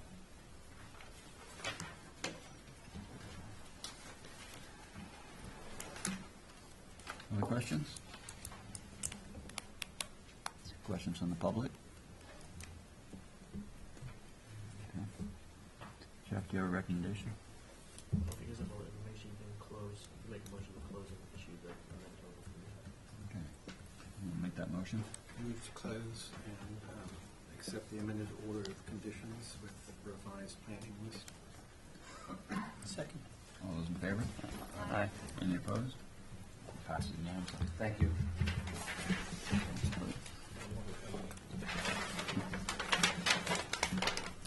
Certificates of compliance. Cliff Delaney Trust, Oh, sorry about that. 14th. All right. Come on, Art. Yes, so Pennsylvania Tech 14th Cliff Road, just to go, you guys may remember that application where they originally came in under the name Desert Island LLC. It was the redevelopment project on the corner of Cliff and Delaney. It used to be one single house with the asphalt driveway. That ran back right next to the wetland. I don't remember if everyone was on the board when we did this. The wetland's very small, and there was a paved driveway that touched the wetland, went back to the original house, and then they subdivided that into 4 separate lots. The lot they're applying for is the one that's on the corner of Cliff and Delaney, so it's the one closest to Cliff Road. It is constructed in compliance, all the mitigation plantings are in, and for this time of year, looks pretty healthy, looks like they have some good growth, and everything has established. And I would recommend that we could issue the certificate of compliance on that one. So moved. Second? Second. All those in favor? Aye. Passes unanimously. I heard somebody else say so. Opposed and second. Make it quicker. Okay, Somebody threw it out there. orders of conditions, so what do we got here? Sunset House LLC, I didn't draft the one for that one. not all land.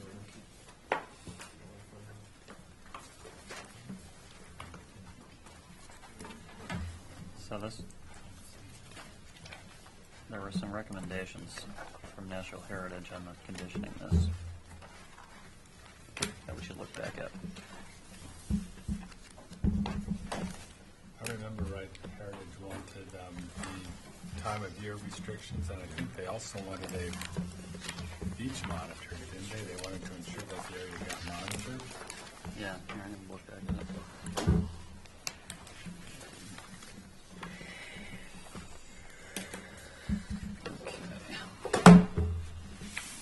So they say, So the conditions that are included in the heritage things we are required to include.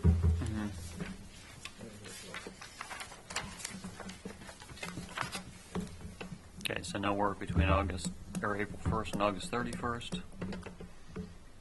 Applicant has a responsibility for protecting breeding piping plovers. And let's see, by a qualified shorebird monitor. So these are all things that are pretty standard and that we have to include anyway, right, Jeff? Correct, we have to include those, so those have to be in there in order to prevent the potential take. Yeah, okay. How do we guarantee that they hire they have to check with staff to Well, they would have to provide that certify information that they had someone. I'm actually kind of excited about this because that's an area that we've always had trouble covering. Don't own it for the town and NCF, we're kind of a butt through there. But that's something that they'd have to provide us who's going to be doing that monitoring for them. If they were going to be, obviously the work restriction is outside of that, but they're still going to be required to demonstrate that there are no plovers that are there and provide that information to the natural heritage at this point. So they'll provide who that is. So they can go out and hire, a nice person like EUA to go out and check their site for shorebirds. She's looking for something. Or another qualified ornithologist type person to go out there and essentially start on the, really the 1st of April, kind of tracking what's using there and fencing any potential habitat that's there, and then staying compliant. But they'd have to provide us who those people are going to be. They have to provide that name of those people also to Natural Heritage, who are the primary trackers of that state program. Question, I know that obviously the bulkhead is old. Will they be required, or should we require them to provide the storm monitoring reports that we ask of new structures? Since this is like an overtopping situation. I think it's reasonable to require how much sand is used. Well, I think the way to capture that in the discussion earlier is you would want to have them document, any maintenance activity and volume that they're doing on an annual basis. but then also reporting any damage done to the fiber array above the bulkhead and how much volume, a volume estimate on how much it was lost, and then verifying that volume was then replaced, and the condition of the tubes beneath. So I think it will look a little different condition-wise for what it would be, because it's not a traditional system that sits on the beach, so the monitoring of that would be a little different. I definitely hear what you're saying. So I was trying to encapsulate that into the draft. And I was also providing additional sand to the western edge as a buffer for the. Yes.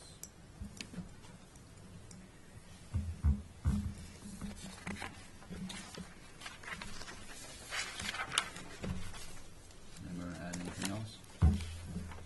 I think it'll actually be interesting to compare if this ends up getting a positive permit, comparing a project where the bulkhead was built up in this manner in comparison to what we've seen on a couple of the other sites that are permitted more solid structure. Yeah. To kind of look at those side by side and see Yeah. what's happening. Common If we problem. can discern anything. Sometimes you can't. Be interesting to compare. Yeah, allows for a lot more infiltration of water. Right, I much prefer it as a system.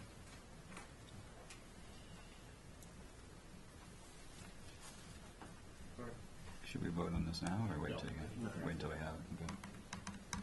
I wasn't sure if this was close to right, so. Yeah. No, it's been hanging for a while.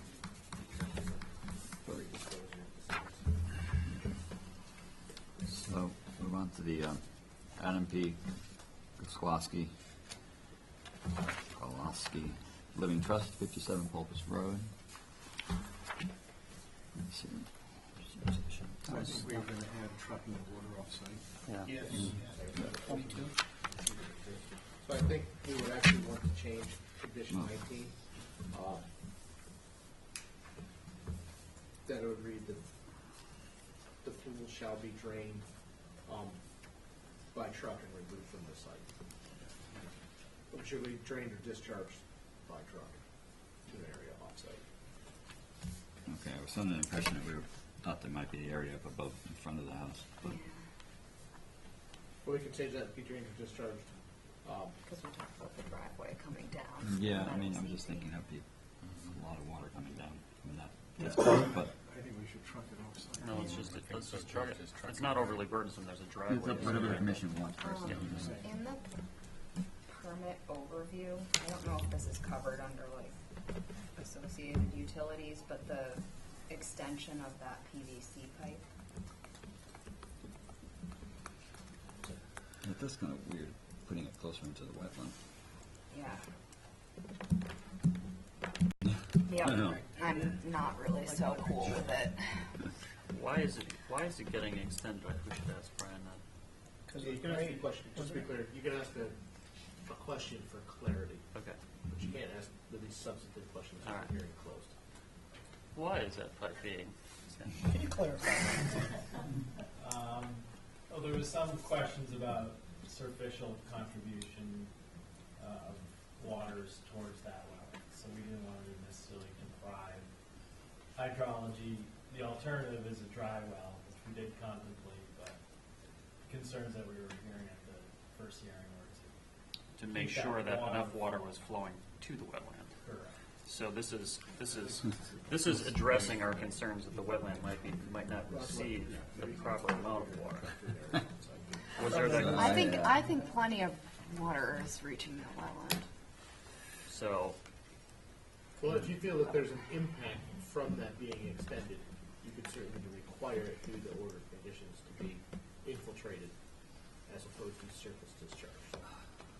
so the only, I guess the only difference would be if you're surface discharging the water and the lawn, was on a fertilizer,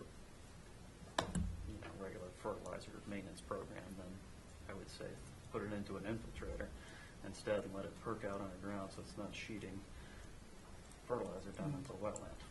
Aside from that, Beyond the- And hopefully the pipe is discharging further Yeah. away than they should be Beyond the lawn. fertilizing. beyond the lawn, yeah, or beyond the lawn, So if we're worried about the wetland receiving the water that would be, and Yeah. natural situation, then I hear where Brian's coming from, but was that a concern of ours? And are you doing more harm than good by running it over a landscaped area on the surface? Well, infiltration would be the cautious way to approach it. It's more of our standard method anyway. Does that affect the application at all, Jim? I mean, if you feel you need to condition it to prevent a potential impact of what you're supposed to be doing. Can I ask, is that okay with? Yeah. Yeah, if we just run it into an infiltrator? All right, is everybody good with that? Yeah, it just seems like to be putting it closer to the wetland, not infiltrating it. So what, Yeah, so what's, closer to the house.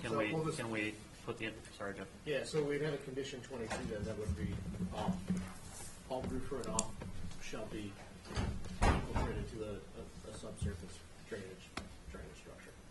Yeah. Cool. And that would have to be outside the 50. Yeah.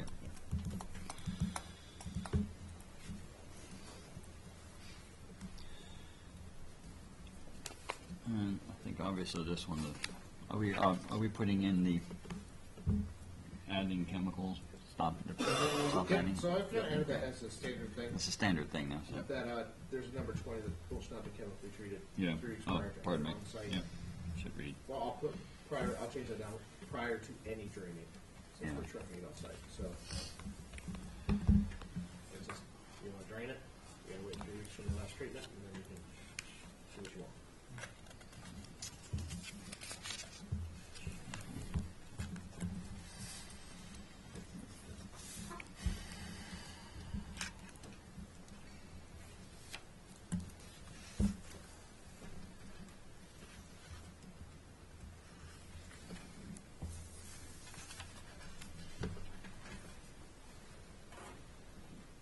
Are you happy with I don't feel comfortable passing a pool where on site inspections, saw that much standing water.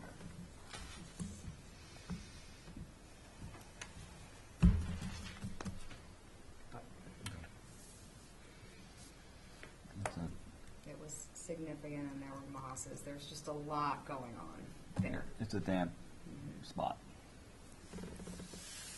Not really knowing how much of that was roof runoff, rainwater, not being able to parse that out makes me a little bit uncomfortable given the site conditions.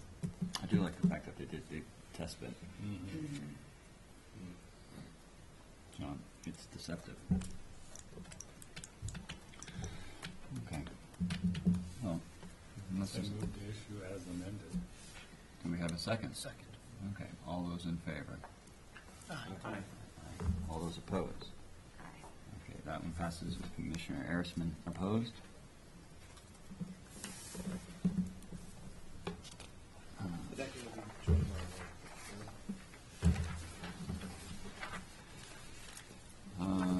We didn't do Westchester. So, Monomoy LLC, 20 Monomoy Road.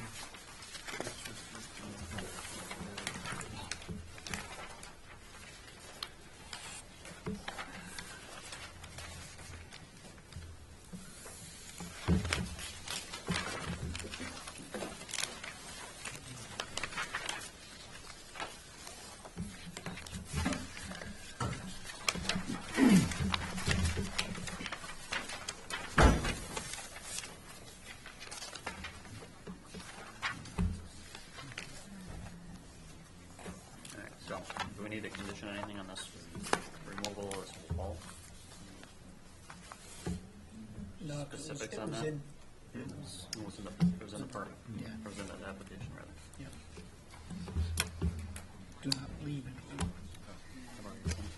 Yeah. And extras. Finish that. We'll share for now.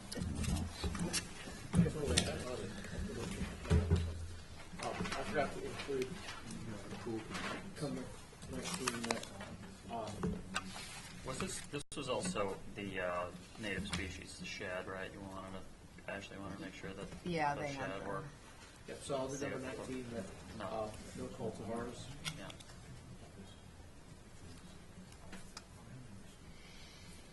No cultivars are allowed. 20, I think for this one, we'll just go with the simple, the pool shall not be drained or discharged within an area subject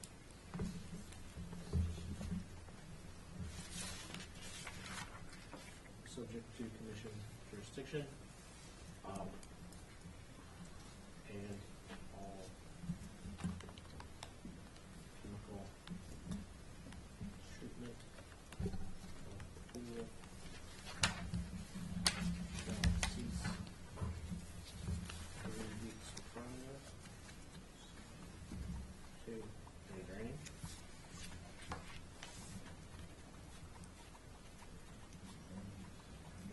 Anyone have any other conditions they want to have?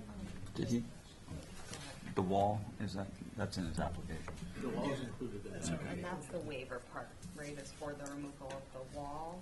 Well, they also require waivers for some of the plantings within 25, Okay.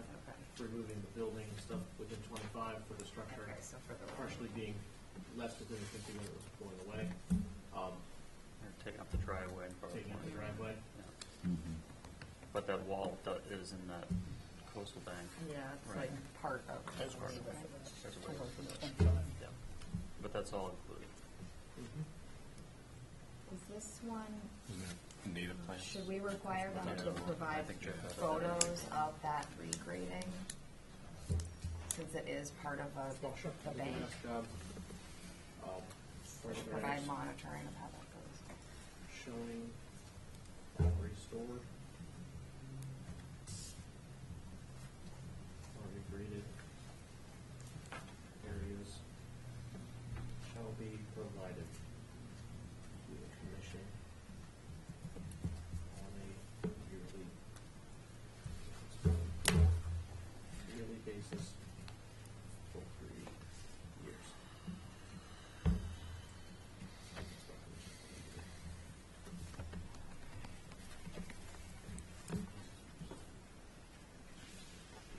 For 3 years?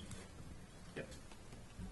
I started taking out that or till certificate of compliance is issued, because if they get certificate of compliance a year from now, we have to put it as an ongoing condition, which gets tough to enforce, to say you have to do it for 2 years. We're making you do it anyways, but put it clear right from the start.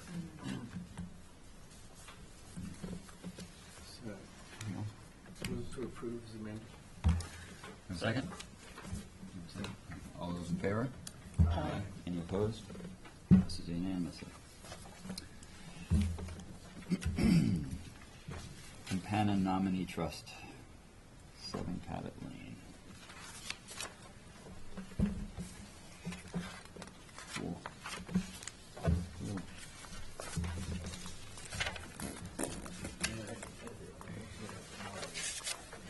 Business. So this is one I think we would add in under 21, it simply says,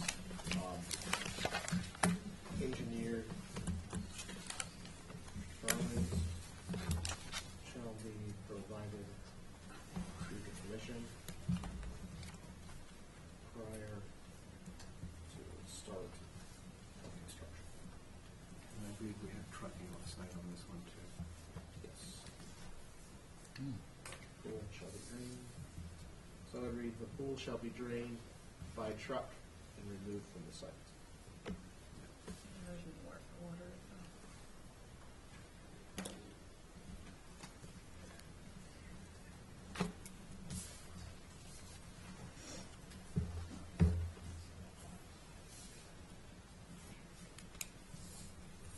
Anything else?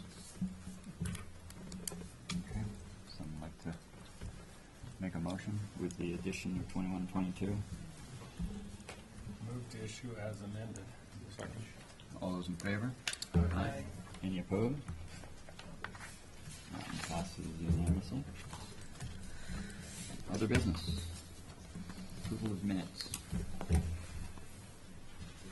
thoughts on the minutes? Everyone happy? Your Thanks, Gary. comments? Okay, well, I'll approve by unanimous consent. Enforcement action. All right, so real quickly before we get into the list of them, just some updates really quickly on ones that are on them. Making progress on a lot of them. One we requested, I'm gonna attempt to schedule our visit to the Nantucket boat basin from the letter that we sent out about the pump out facilities there and their management of black and gray water for our field viewings prior to the next meeting.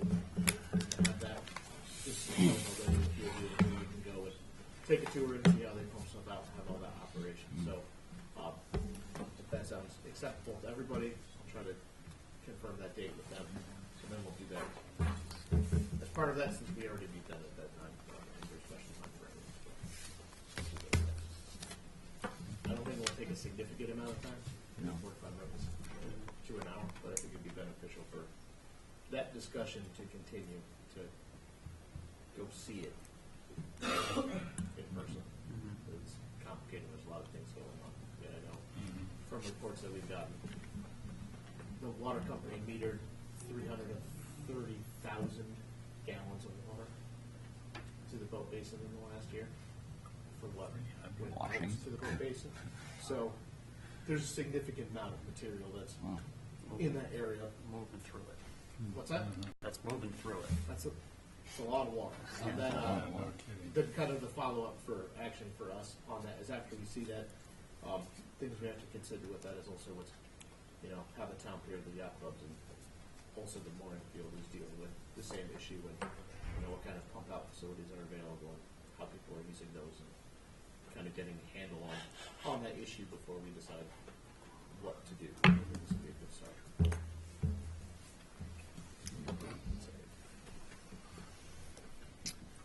So is that it for the enforcement at the moment, other than From number two. from number two? So we have Okay, to have so a list. Thompson, All right, so Thompson, 14 Potter. I know Mr. Thompson and Mr. Fogel are here. They've been hanging, waiting patiently. We had requested them come in because we had been dealing with a certificate of compliance request, had some issues with compliance and some things that were there. And we've had some questions, and instead of trying to play back and forth, we thought it was easiest for them to come to the commission and explain what's happening on their site and what's going on as part of this activity. I know Mr. Fogel's here to do that today, to detail what we're doing about any compliance issues or what's going on. We'll take a few minutes what we're doing now, but we'll go from there. So if you guys have any questions, feel free. I mean, it's kind of an open discussion about this. It's supposed to be agenda item. Not currently really in enforcement. Compliance issue, and we want to kind of move forward. Unless I'm talking, sorry. More informational, Barry Fogel for Mr. Thompson. Mr. Thompson's here today. His consultant, Stan Humphreys, couldn't be here. Where this project is at, the 3-year order of conditions expires in a couple of weeks, but a certificate of compliance request was submitted to you back in the fall. And through conversations about the supply of sand, Mr. Thompson had decided to wait till after the winter storm season to have you review the certificate of compliance this spring. In the meantime, Mr. Thompson received a letter from the commission dated February 15th, raising questions about compliance, to which I responded by letter February 28th, asking a couple of questions. And is it fair to assume you've seen that letter? Members of the commission? Send that around. Yes? Okay. So the two things that were raised in your letter were statements. The first was in reviewing photographs submitted, meaning with the certificate of compliance request, and conducting several field inspections, the commission feels the structure is not being maintained in a manner consistent with the order of conditions. question I sent back was, could you identify which conditions you think the project is not in compliance with? The second item raised in your letter was, without sand being available at the proper volumes, one can expect adverse impacts to the resource area. Currently, there is little to no available sediment as part of the project. This is not in compliance with the order. To which I responded that the order of conditions in the project, this was permitted, I wasn't involved in the permitting, but it was permitted as a soft design. Even though there's one pre-78, one post-78 house, it was permitted as if there's post-78 property, meaning no hard structure. So the coir tubes are sacrificial in nature, which is consistent with Our tubes are sand, not water. With the tubes I are know, full yeah. of sand. sand Sandbags. yeah, sand fill, but the material surrounding it is designed in order to be exposed to wave energy and light and air. And if there happens to be none of the nourishment sand in any particular high tide or storm event, the sand in the tube would be sacrificial, which is consistent with that standard. So really, we're here to have a discussion with you in advance of the discussion to be had on the certificate of compliance request.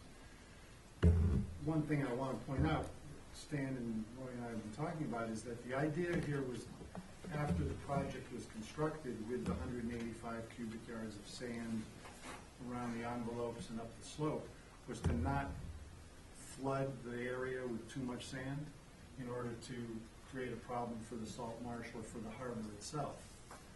So the theory behind the nourishment condition on an ongoing basis would be to have sufficient sand in the area ahead of the winter and have sand moved out by storms or slump down the slope. And if that's taken away, to replenish in the spring and have it there, and in the fall, have it there to be available for the storm season. But I think the concern here is going to be that when you issue a certificate of compliance, is coming up with conditions to be included in that in perpetuity that match what you want done, what's practical to be done, and what's not going to be a problem from the standpoint of providing too much nourishment material at the wrong times and creating problems for the salt marsh and the harbor. So what we're here to do today, if possible, we've been trying to make contact. You were on a honeymoon? I wasn't. Congratulations. But is to try to find out if there's more specific information you have about the questions that, or the things you may have observed that create a question in terms of compliance, because from Mr. Thompson's perspective, he feels that he's in compliance. He constructed the project according to the notice of intent and the approved conditions, and he's been supplying sand as required by the order of conditions. So if there isn't information you have for us today, that's okay, but we want to be able to get some information back our way so that when we do come in for the certificate of compliance, we're all on the same page, and we have some information we can provide to you that provides you with what you need to create the conditions in the certificate that would continue in perpetuity. So, it's my understanding with these projects that you can't just do a one-shot, like the sand is gone and then you wait till the spring and then you fill it up again and wait for the next year. It's more of an ongoing program. Well, that's more of a question than the answer, because you want to avoid always throwing sand out there to cover the tubes. Right. Because if you put it on the beach, it's gone into the harbor. But it has to maintain its sacrificial sand component to function. Yes, but the tubes do that too. But there's a certain part of this, and correct, I mean, let's have a discussion about this. When does it become essentially a hard structure rather than if this is designed to give up sand, these tubes, are these tubes designed to give up sand? Or do these tubes become essentially what's a hard structure for most of the year without the sand cover? Well, they're a compromise. They don't give up as much sand as the bank would during a storm situation. So in this situation with Mr. Thompson's the way that Mr. Thompson's structure has been engineered, what is, because on subsequent projects that we've done, we have to have a sand cover on this thing. That's one of the sort of triggers. That's one of the triggers. When it's uncovered for a certain amount of time, it has to be recovered because a natural bank would be giving up sand through the course of the winter, not just a one event. Right. I'll tell you, only because I had personal involvement in it, there is a case pending at DEP now. It's a project in Mashpee on New Seaboard that I was involved with for an abutter to a project that was proposed on properties, 3 properties where there are post-78 houses. The project is the most robust project I've ever seen involving what people are trying to call a soft solution. It's 35-foot bar envelopes wrapped 5 feet thick, going 225 feet with a fronting anchoring system which consists of 225 12-inch diameter 15-foot timbers driven 10 feet into the sand 4 inches apart. The Mashpee Conservation Commission approved it, DEP approved it, took the wire mesh wrapping the envelopes off and said now it's a soft solution, and claimed that water would pass through the timbers, through the spaces, and that would be sufficient.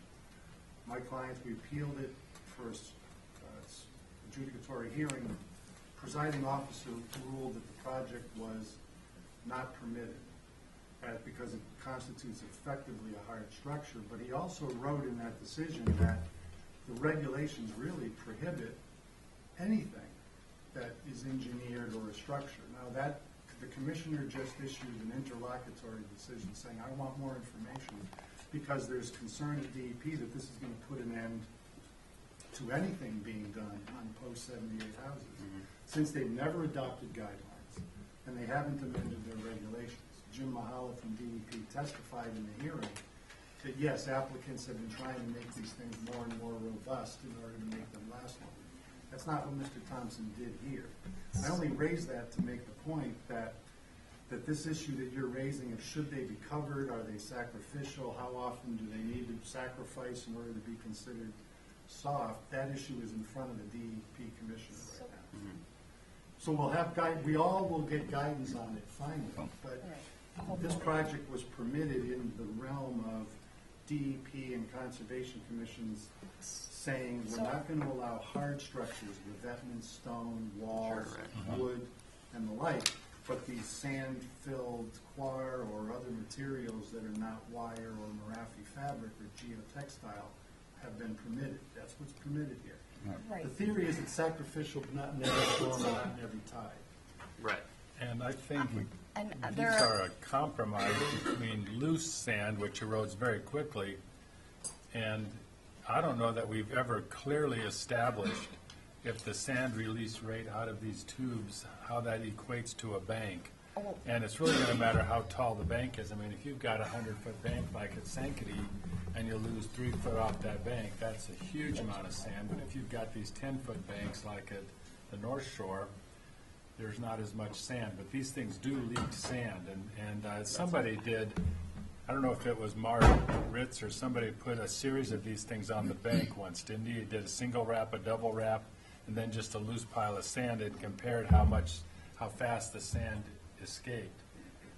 And and the thing about that is that the volume of 185 cubic yards in this was based upon an examination of the rate of coastal bank retreat over a period of years and an average annual retreat, because you do get situations where 1 year it won't move and the next year you lose 3 feet and the next year you lose a half a foot, and so it's an average number. But if you put out the equivalent of the average number every year and keep going with that, and you're overloading the system. I understand. Here's my question about that, though. Sure. When I look at your order of conditions, the reporting that's supposed to be coming in, has that been coming in so we can judge the amount of sand that's been leaving?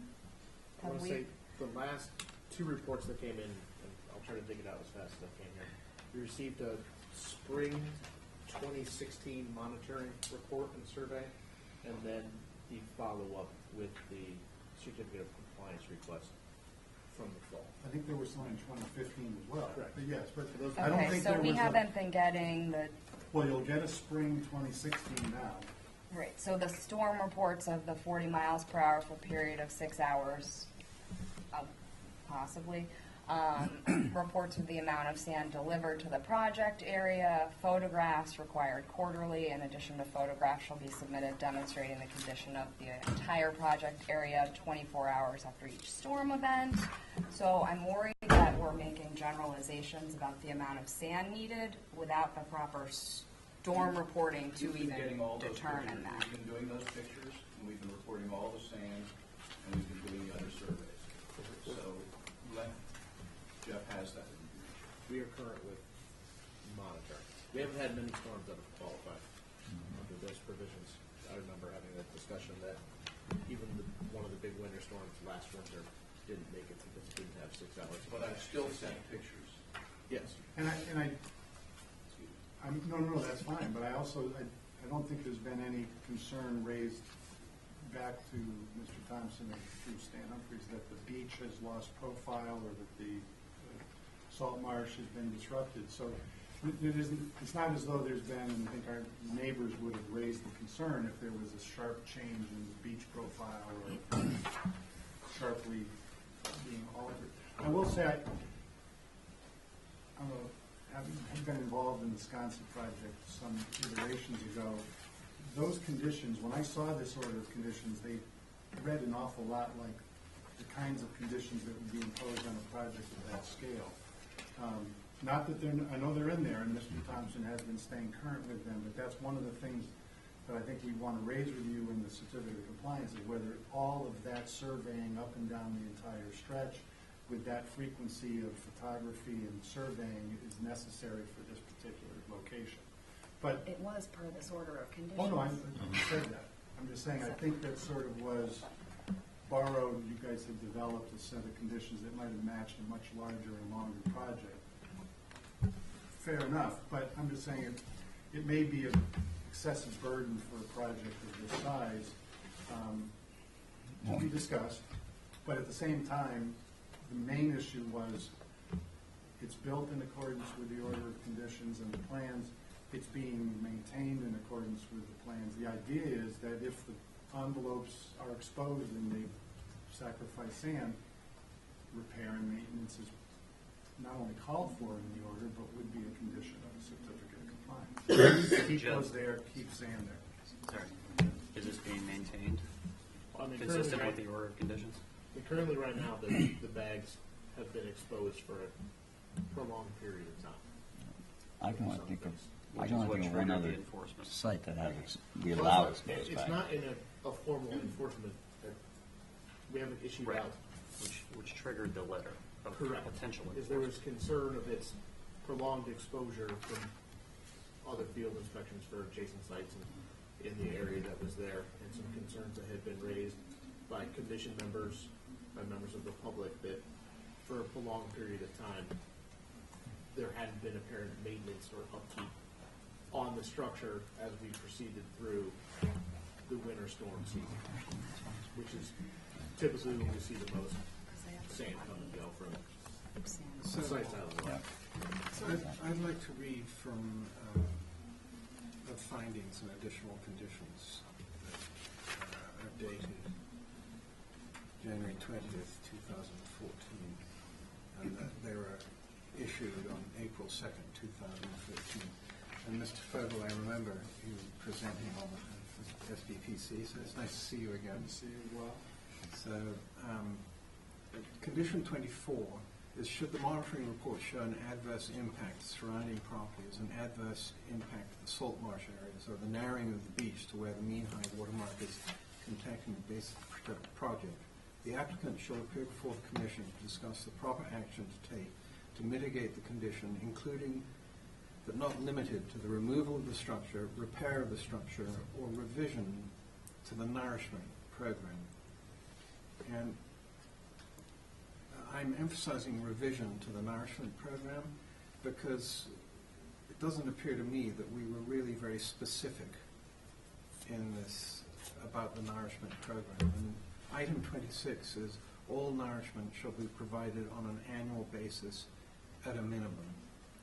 So it seems to me that if going forward we want it to be covered,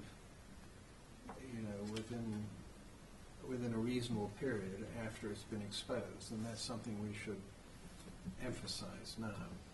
But it's not really laid out in this one. I have a question that maybe pertains to this. Was this one of those situations on the North Shore where there was salt marsh kind of on the beach? So yeah, we were really concerned. I think I remember sitting here with Sarah Oaktie and trying to figure out now how do we nourish this to maintain the beach without burying the salt marsh in sand. And that's why it's kind of vague and includes both the loss of beach and the loss of salt marsh, so we could come back in and if this wasn't working in one side or the other and adjust. Exactly. But it was, we were trying to find a way to balance it and not say, you have to put this much sand down, even if it means we lose salt marsh, or this much sand down, only this much sand down, and then we lose the beach. So it was kind of a touchy, kind of a touch and go situation. And I'm wondering, is it in their narrative that it says how much they were planning on putting down? So here's the property. But wouldn't the And wave there's energy the also solar. be impacted if there's not sand in front of it? That's in front of it. But So that wouldn't was the wave one of the energy problems. also hitting that, whether it's in the sand or the roll? I mean, that changes that as well. Pass it along. I mean, that beach has been shrinking. I mean, part of the question of whether or not the monitoring is part of it, since this project, the amount of projects inside the harbor have increased greatly, and erosion as well. So, Since this project? just I'm not saying because of the project, I'm saying since this project, we've been getting a lot more applications inside the harbor. So there has been a lot more. Mr. Thompson, Spence, we have been, if this has some sort of vagueness to it as to how much, he should be doing, then, I think we owe it to him to be clear. Right. But also, to your point Ian, I think we have been sort of fine-tuning these to be more sort of act as a natural bank and try to mimic what would be available throughout a season. Right. But maybe I I didn't sit on the board back when this was permitted, so I don't remember what the specifics In of fact, it. condition 28 was all nourishment provided shall be in accordance with the mix provided in the narrative by LEC Environmental dated March 14th, 2014, with a 40% gravel, 40% sand, and 20% silt mixture. Right. Try and mimic what was coming out of that. But nothing was said like after each storm, No. the site will be monitored and the tubes will be kept No. covered or anything like that. No, It was on an annual basis. at a minimum. At a minimum. At a minimum. Which you've done. Spring and the fall. Making sure the bags are covered. Uh-huh. George, should I pass this down? So you can read it? One storm takes it all right off. Right. So if you had brought this project to us today, we would say, if the storm takes it off, you have a certain amount of time to cover it back up. Otherwise, you'll be out of compliance. In terms of Wetland Harbor is a little different than an oceanside situation where that sand is going down and it's most likely filling a spot that if you stop it, you might hurt that spot. In Wallwinnet, the whole block, which is erosion really started like 15 years ago, is filling over. And you talk about trying to grow eelgrass. If you walk out there now, it's nice sand, where it used to be sort of rocky with eelgrass. Wallwinnet itself is filling because ultimately the sand goes that direction. And I think that you need to sort of sit back and say, how much sand do you really want to be dumping in the harbor? I think it's a negative effect. That potentially the eroding of the bluff, which everybody says, well, that erosion was good. This erosion was bad. Ultimately, it's just going to fill the harbor. So I'm saying monitor not overdo the sand. To come in after every storm is not only cost prohibitive, to fill, put, 100 yards of sand on these bags after every storm. And we usually have maybe 3, 4, and we could have more in a winter. If you go and look at it now, the lower bag is starting to deteriorate. This is after 3 years. And there are rips in it. But there is still available sand on top of the bag, and it has come down. So it's still supplying plenty of sand. Which, if I may, one of the things that there was a back and forth on planting at the upper level. Mhm. I mean, one of the concepts I think on this, it's a relatively steep bank, not very wide, is that sand from the upper portion could be moved to the bottom to cover the envelopes, and that concept is used in other projects. But if you plant it, now you can't sort of store the sand higher up and move it down, as if the equivalent of the natural sort of toe erosion with slumping. So the planting, now if you put sand on the top to cover the plantings, you smother them and they die, so you're constantly replanting. So it may be that what we're doing is trying to refine this for the location and find conditions that match what will work, achieve the performance standard of mimicking the supply of sand from an eroding coastal bank, but without being so concerned about covering the bottom envelope tube that you're flooding the eelgrass areas and the harbor. And so, we're, Stan Humphreys, we can have an exchange with Jeff or whatever, kind of work through it a little bit, or find another way to really pretty much figure out what will work, be prepared to do it, and obviously have a maintenance and nourishment plan that continues in the certificate of compliance, and keep moving. But how you want to go about exchanging information on that is the question. We can submit a proposal in writing, sort of with what we would propose as draft conditions for the certificate of compliance, and have you respond. I don't know if it's coming back too many times if necessary, but whatever works for you. That seems reasonable to me. I haven't seen a profile of this one for a long time. I've been down there a few times. There isn't much of a beach at mean high water, if any. But there wasn't before either. Mean high water was coming to the bottom. Maybe, would have taken sediment you have a lot of stuff. each tide. It's actually, Yeah. the sand in front of the structure is actually, I think, higher than it was at the bottom of the bluff. Yeah, you'd expect that. Mostly because you have 3 Coming down. systems like ours down the Yeah. sand into the harbor, and I get the benefit of the 2 further up. It tends to roll down towards Walden. Yeah.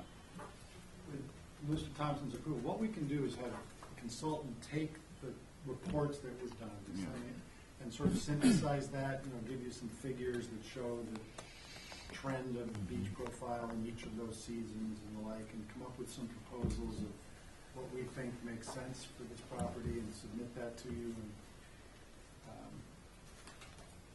I know Jeff probably gets 100,000 emails every day and a couple of million phone calls, but sometimes I know Jeff doesn't want to get ahead of you guys, and that's fair enough, but he can't respond to everything that he gets by email without knowing what you all think. But if we can find an efficient way to get that information to you and get some feedback,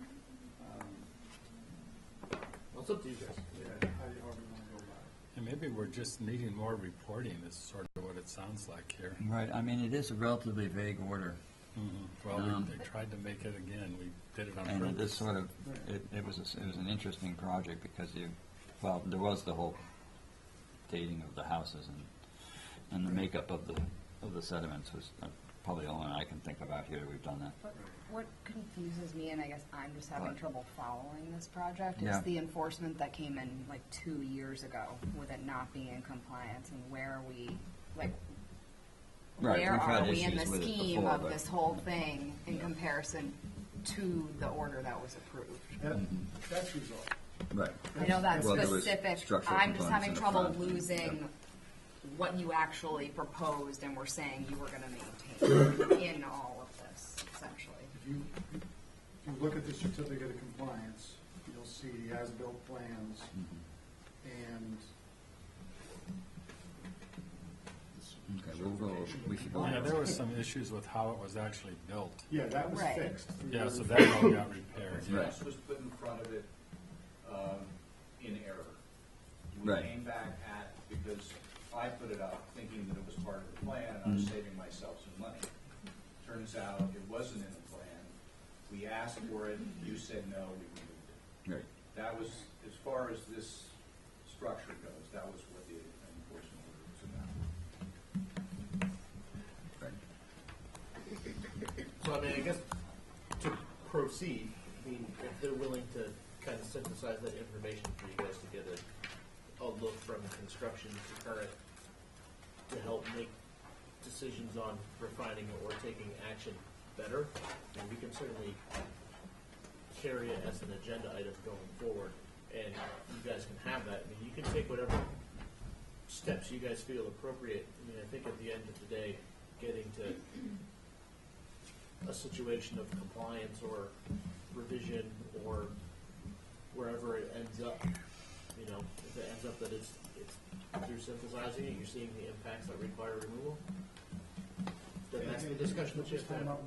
So, but if you guys feel you need that analysis to review, you can certainly request it.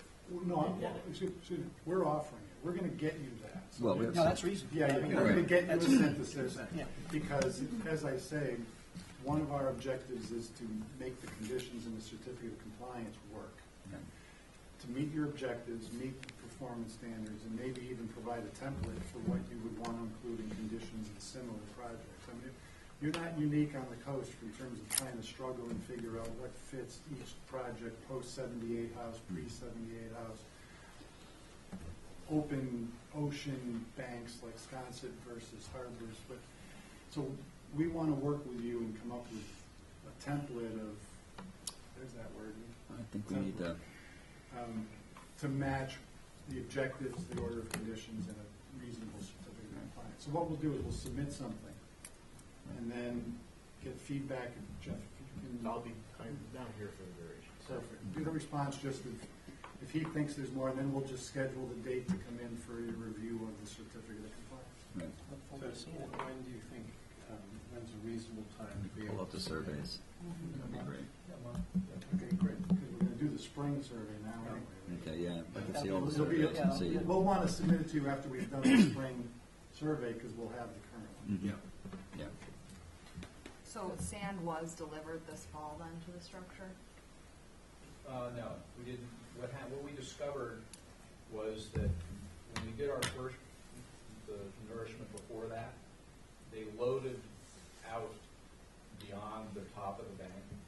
So it went out and then down, and they were able to pull that sand down to cover the bags without affecting, you know, the angle, well, it made the angle repose of the bank less, which we felt was better. So we didn't have to bring in new sand. Now this was because we didn't have any plantings.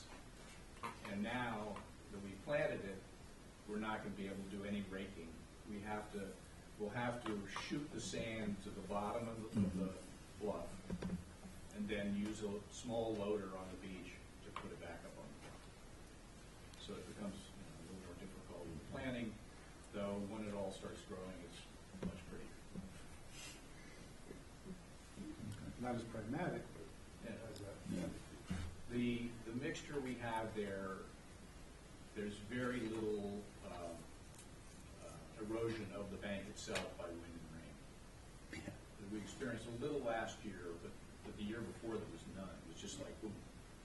So because the water hits it and goes right through it. Rocks. So, are you satisfied that you're providing the gravel, sand, and silt mix in proportions that you were requested to do so? Yeah, we've been, in talking with the guy that supplied the sand, I said, now, do you have to go find silt? And he said, no. He said, in order to supply sand to people, I have to take the silt out. In other words, the natural stuff coming out of the bank has silt. I mean, coming out of the where the quarry. Yeah. And so that hasn't been a problem. What is starting now, we're doing two things. We'd like to complete what we call the construction phase, the certificate of compliance. And then we're already into maintenance. November, because the lower bag is shrinking. So at one end, which is the western end, which has shrunk more, we've actually put what's called a half a bag on top, so that when that lower bag totally disintegrates, we don't have the whole thing coming down. In other words, have a bag on top of it that's already taking place so that the stuff in back stays in place. So we put about a half the length of the thing, we put a small bag. The problem with it is that it comes out, because it's new, it's got a very abrupt edge on it, which means the new sand you put down on it doesn't want to stay on it. It slides off. Now that's going to, once it's gotten its fair share of storms, it'll squish and the sand will cover it better. So it's a learning process. You know, I don't want my houses falling in the water. And this has worked very well for that. I was coming back and, you know, the house is getting closer and closer. So this has worked very well. I guess, so if we're putting new bags on top of bags, everybody's aware that you'd have to come in to amend orders to do things like that, right?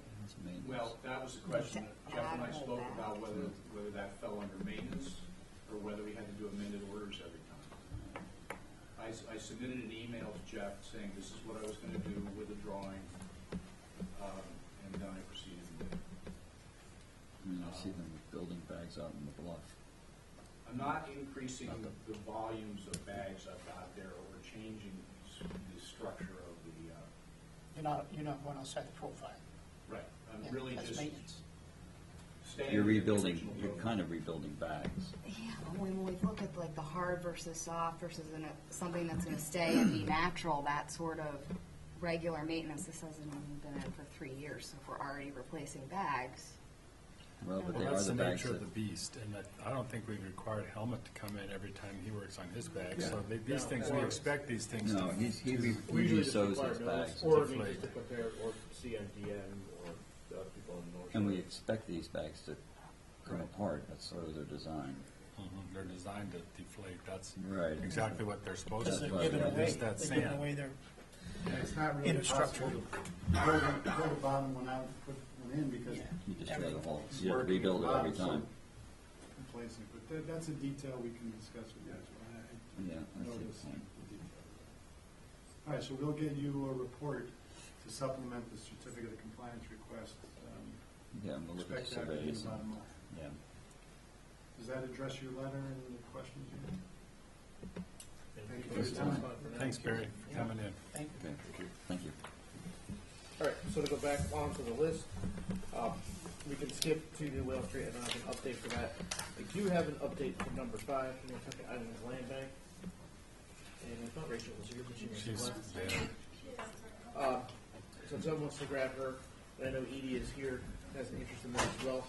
So 168 Hummock Pond Road, when I had just gotten back, this has kind of happened while I was away. Just to kind of get you caught up where we are and do a little history, and then I'll let Rachel talk a little bit because she is the primary landowner for 168 Hummock Pond Road.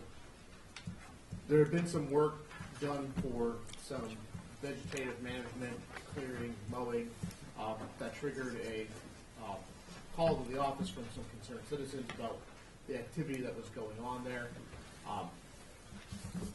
After a little digging around, it was the folks at the Community Farm for Sustainable Nantucket had an agreement with the land bank for use of a certain portion of the land that's out there.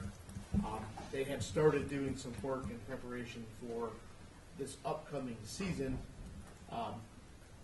And after doing a site visit with the folks at Sustainable, and then Rachel was there for it as well, for a good chunk of it, I think I have a better handle on what's going on, and there's a number of issues that we kind of need to run through and tackle.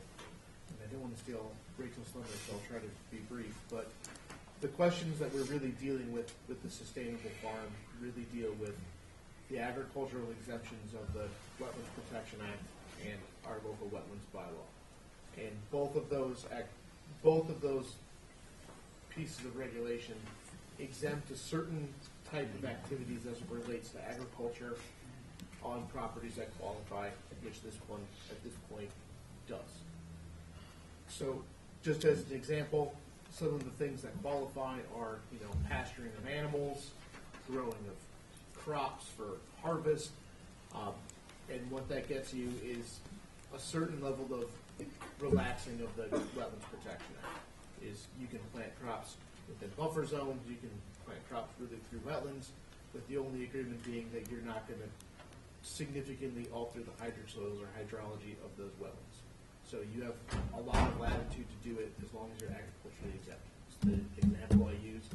That's why you can drive by the Bartlett's fields and you see areas that are clearly wet that are getting planted with corn, and they grow through it, is they're agriculturally exempt. The snafu to all of this is there's still jurisdictional wetlands for every other activity. So any activity within 100 feet of these wet areas that's not an exempted activity by the agricultural user requires permitting to do. So what this is going to cause now, and then I'll turn it to Rachel, is there are now questions with where the wetlands are and are delineated for activities now also on adjacent properties that may be subject to regulation and possible enforcement for things that are going on as it relates to wetlands that by appearance are being farmed. So it's kind of tricky to figure out that way a little bit. So we're still, long story short, to my end, still unraveling the ball of yarn a little bit to see exactly all of the little pieces we're going to be dealing with for this, for all of this property and adjacent people. Some of it is definitely going to be educational, that hey, you're within 100 feet of a wetland that, while being farmed, you still have the full force of regulations for your activities to do, to make sure people understand that and know what to do. The other question that's been raised is how Sustainable is going to manage the habitats that are associated with these wetlands to still provide the habitats necessary for things like shorebirds, ducks, songbirds, frogs, toads, things that are using these wet areas right now for forage and breeding habitats that are important to have. And to be able to work those concerns in with their plans to some degree without, sacrificing their ability to use their exemption too. So, long story short, we're still trying to figure it out. I'll let Rachel give her part of this update, and then I'm going to pop back in. And before you do, Rachel, I think I should state for the record that I'm a supporter of Sustainable Nantucket, and that my partner is on the board. So I'm going to recuse myself from any decision, although I'll sit in if I may. You may want to step back from the table, though. Step back from the table. Or scoot back, whatever. Rachel Freeman, I'm representing the Nantucket Land Bank. And I don't know how many of you, if any of you, have been to this property. Anyone? I have. Yeah. Okay. Recently? Okay. I brought this map, but it shows basically there's a 2-acre area which Sustainable Nantucket is currently using as a farm, and a proposed 6-acre expansion area in the remainder of the property. The history of this property is kind of interesting, so I'm going to spend 1 second telling you about it, which is that it's been farmed, you can find advertisements for farming for this property all the way back to the early 1900s and even earlier. And it's always been known as Mount Vernon Farm. The land bank originally purchased it from the Powers, I believe, in 1997, but leased it back to them or gave them reserved rights to basically different forms of agriculture. That in 2014, the land bank purchased those reserved rights back, and at that point, when you're looking at articles and other things, the intention was actually to work with Sustainable at that time, to be farming this property. So that's when they were given the existing 2-acre farm area here. And that was basically, they came to the commission and they provided us with a plan of what they intended to do, and they began that whole process. It was always proposed that they would start small and potentially grow this process. They refer to that as an incubator farm, and the whole concept behind an incubator farm is that you're training new farmers to mature into full-grown farmers, basically into agriculture. And so they start on these tiny little plots in these areas, and then they need a larger plot. So Sustainable came back within the last year to the Land Bank Commission and said, we have people who are ready to graduate, or one in particular, and we're interested in expanding our acreage to be able to accommodate these additional farmers. The logical area to expand was directly beyond their existing facility, and I think Sustainable and Land Bank has always been aware that there's wetland resources here. They were given, the Land Bank Commission, part of our mission is agriculture, and so they approved this additional 6-acre expansion area. It actually includes a section of area that's being grazed by Dean's goats and some horses right now. So Dean's goats and horses actually come across here. In the process of doing this, Sustainable has put together kind of a loose idea of what they're going to do, and they're planning to come back to the commission routinely with updates about their agricultural practices. They are aware of the wetland issues here. I've met with them. They've met with Jeff. At this point, their intention is not to disturb any sort of standing water and not to disturb the resource area directly. And right now they've put together a commission to look at the best way to treat those buffer zones to maximize habitat for different types of birds and animals who might be using those areas, while, if possible, incorporating agricultural practices like a blueberry bush to them is agricultural, but is also a native species and can provide good forage for certain animals. But they've put together a committee because there's been some interested parties to address that issue. To the best of my knowledge right now, they are well within their within the agricultural exemptions, and that's how we are moving forward with this project at the moment. If you guys have any specific questions, I'm more than happy to answer them. What is the definition of agriculture? I remember doing the fertilizer regulations, and there is some specific definition of what constitutes agriculture, having to do with some dollar value or something. It seems like, if I remember right, it's kind of vague on it. There's a number of criteria. There's a land area size that you have to be a minimum of 5 acres to qualify, and then there's an income component that goes with it too, where you have to essentially generate a certain dollar amount per acre to qualify for agricultural exemption and get that tax exempt status. It's not, that's the really simplified version of what you do to get there, but it's the interpretation now of our office and DEP's office that the manner in which this property is being used qualifies under that exemption. So DEP agreed with that. Yeah. And some of it also relates to, when I spoke with them about it, relates to the historic use and practice of that property.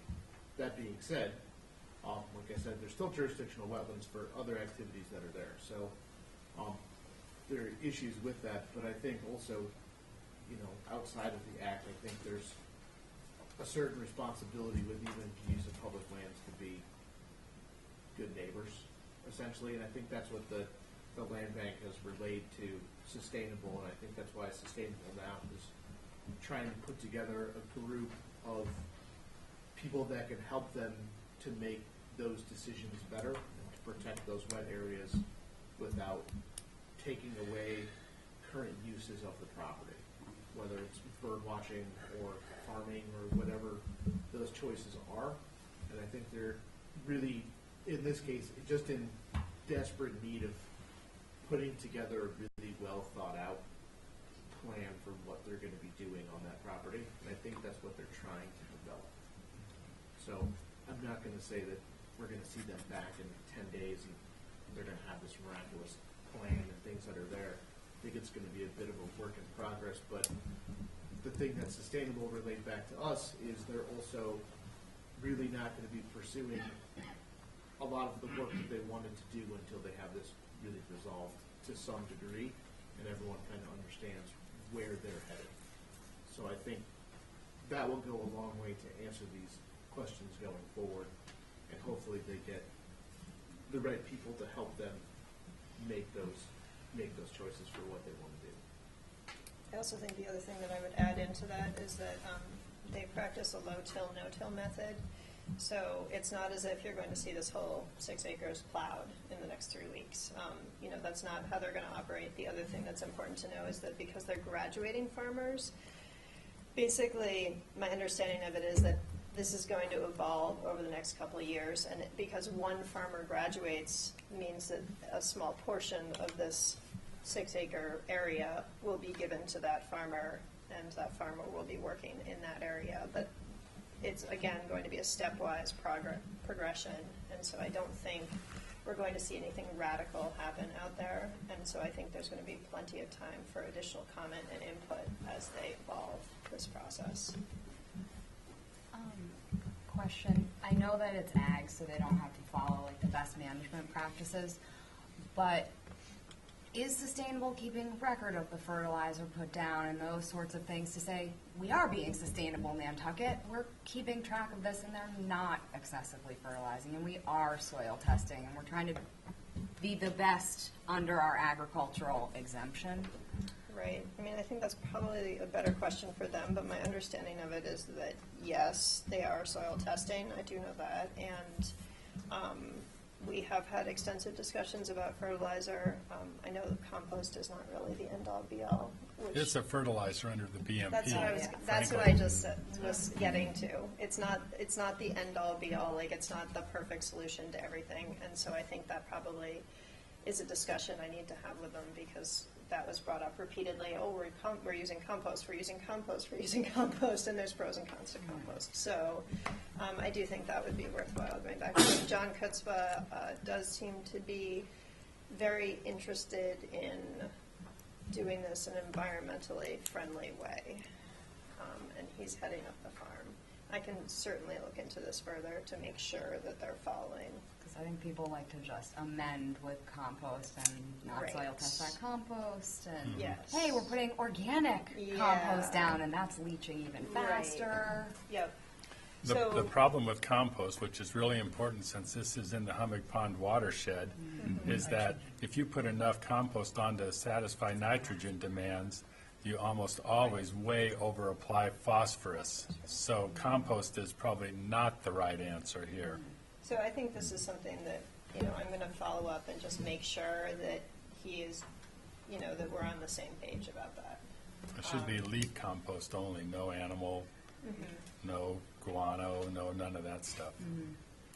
I've seen a lot of wood chips the last time I was out there. A lot of wood chips. I'll suck up some nitrogen. Yeah, they suck up nitrogen. Yeah, they're just trying to cover and stop erosion.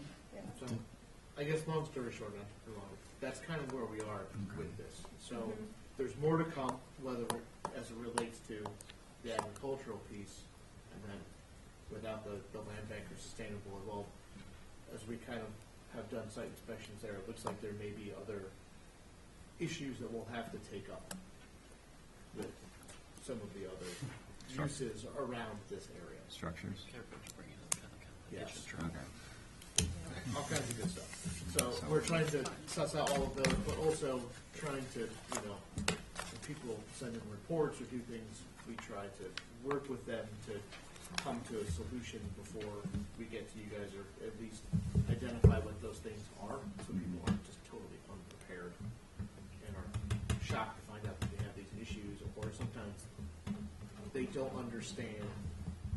And this is a really good case for this. They don't understand why the rules apply to their area when they're watching the wetland essentially be, pasture land or animals grazing or getting mowed. jurisdictions still apply, but they do. So it makes it a little extra confusing in this case. So that's kind of where we are. So there's more to come. It's just lots of unravel. We wanted to get onto the site with sustainable and get them directed in a good direction to bring it to an end. And I feel that they're headed in a good way, but it's something to kind of keep an eye on too. Yeah, it's a work in progress. But I do think they're open-minded and willing to work with us. It's a very unique situation, so I don't think we have another situation like this on the island where we deal with it. Landowner, farmer, other things going around. Lots of moving parts and lots of people. Lots of hands. Thanks, Rachel. Thank you. Thank you. Yes. Are we doing this tomorrow? Can we agree? All right. I don't know, maybe I can't. Spears? So to continue on, Spears Trust, 81 Squam Road. They have received their enforcement action. I was hoping to get the formal letter back from them. Their landscaper contacted us, and they said, right now, they understand what happened. They have admitted to the cutting. They said they cut it. It was a practice they continued with the previous landscaper, and said, I don't really care. You cut it, you needed permits to do it, so we need to come to some resolution. The good news for that site is they didn't rub it. So I think right now, giving it a few weeks to see what kind of regeneration looks like is there, and then supplementing from there may be a good way to go. But they said they are willing to do what they need to make it right. So they're trying to prepare some more information and get that back to us. But they did reach out to us and say, we know we did something wrong now. We apologize. We'll fix it. Let's figure out how to do that the smartest way possible. So that one's in the works, and I feel pretty confident that's the case. We haven't received our green card back yet from 64 Westchester, so that one's kind of on hold temporarily for at least the next meeting. And then number 8, the first number 8, Stanton Trust is a new one. We had gone out to do an inspection of 10 North Road. Let me pull the file out, and I'll pass the photos around on Stanton Trust. 12 North Road. You have to look at kind of all of them, and I'll explain everything that was there. And we also had some citizens that tipped us off this one a little bit as well. So what we're dealing with, and the first 2 photos are aerial photos of the lot. And if you look, the property's in yellow. You can look and see at the top of the stairs, there's like a gray stripe that I'll get to when it's in the photos. The original complaint or question, I won't say it was a complaint, that we had received was someone was essentially built like a sluice trough and was filling behind their existing timber bulkhead with like little pieces of flagstone, like little square pieces about yay big, to infill behind their bulkhead in and around some plantings that were there. And we looked, there are no, I've never heard of a permit for doing that kind of activity. You know, it literally looked like they were throwing away, you'll see in the photos, landscape debris from some other project where they were building like a stone sitting wall or something, and just decided that that was a good place to put it. It's pretty elaborate. I've never really seen anything like it. So, and through there, and after going through it, It's fancy. and digging around, it also looks like there's been some unpermitted terracing that's gone on that bank, where they look like they put in little timber retaining walls going up from the top of the bulkhead. So that will cover the bulkhead portion of the pictures.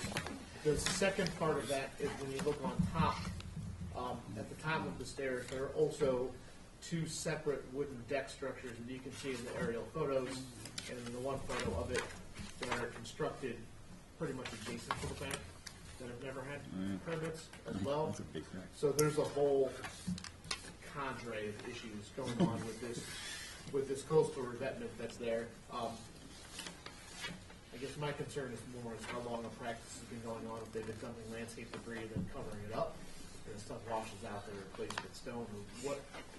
Again, this is definitely a new one, but I mean, they went through the trouble to keep all of the rocks off of the vegetation that was there with this trough system, but the trough system isn't there anymore. Well, today it's serves its purpose, now it's left. But again, it's definitely something that's, I've never seen it permitted before. Yeah, the trough thing's So, pretty good. I guess all I'm requesting today is that we authorize the enforcement to be sent out to them. I'm not even sure how to request It's it. gonna be harder getting them up than it was getting them down. I'm telling you what.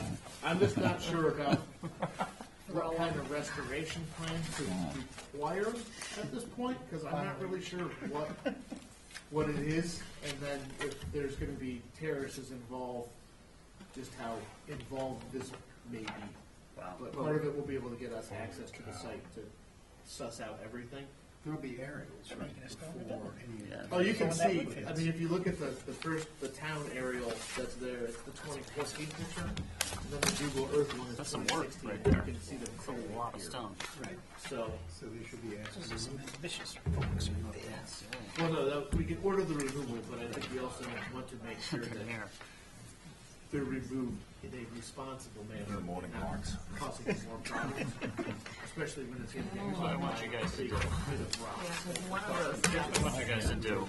So we need to issue the enforcement regardless. I'm just looking for you guys Start in to authorize December. the enforcement order. This is our winter work. Second. All's in favor? Aye. Aye. Any opposed? None. There you go. This is definitely new. I've never seen it. Yeah. Figure out how to get this down there. 2x4s and nails. We can report. Two minutes.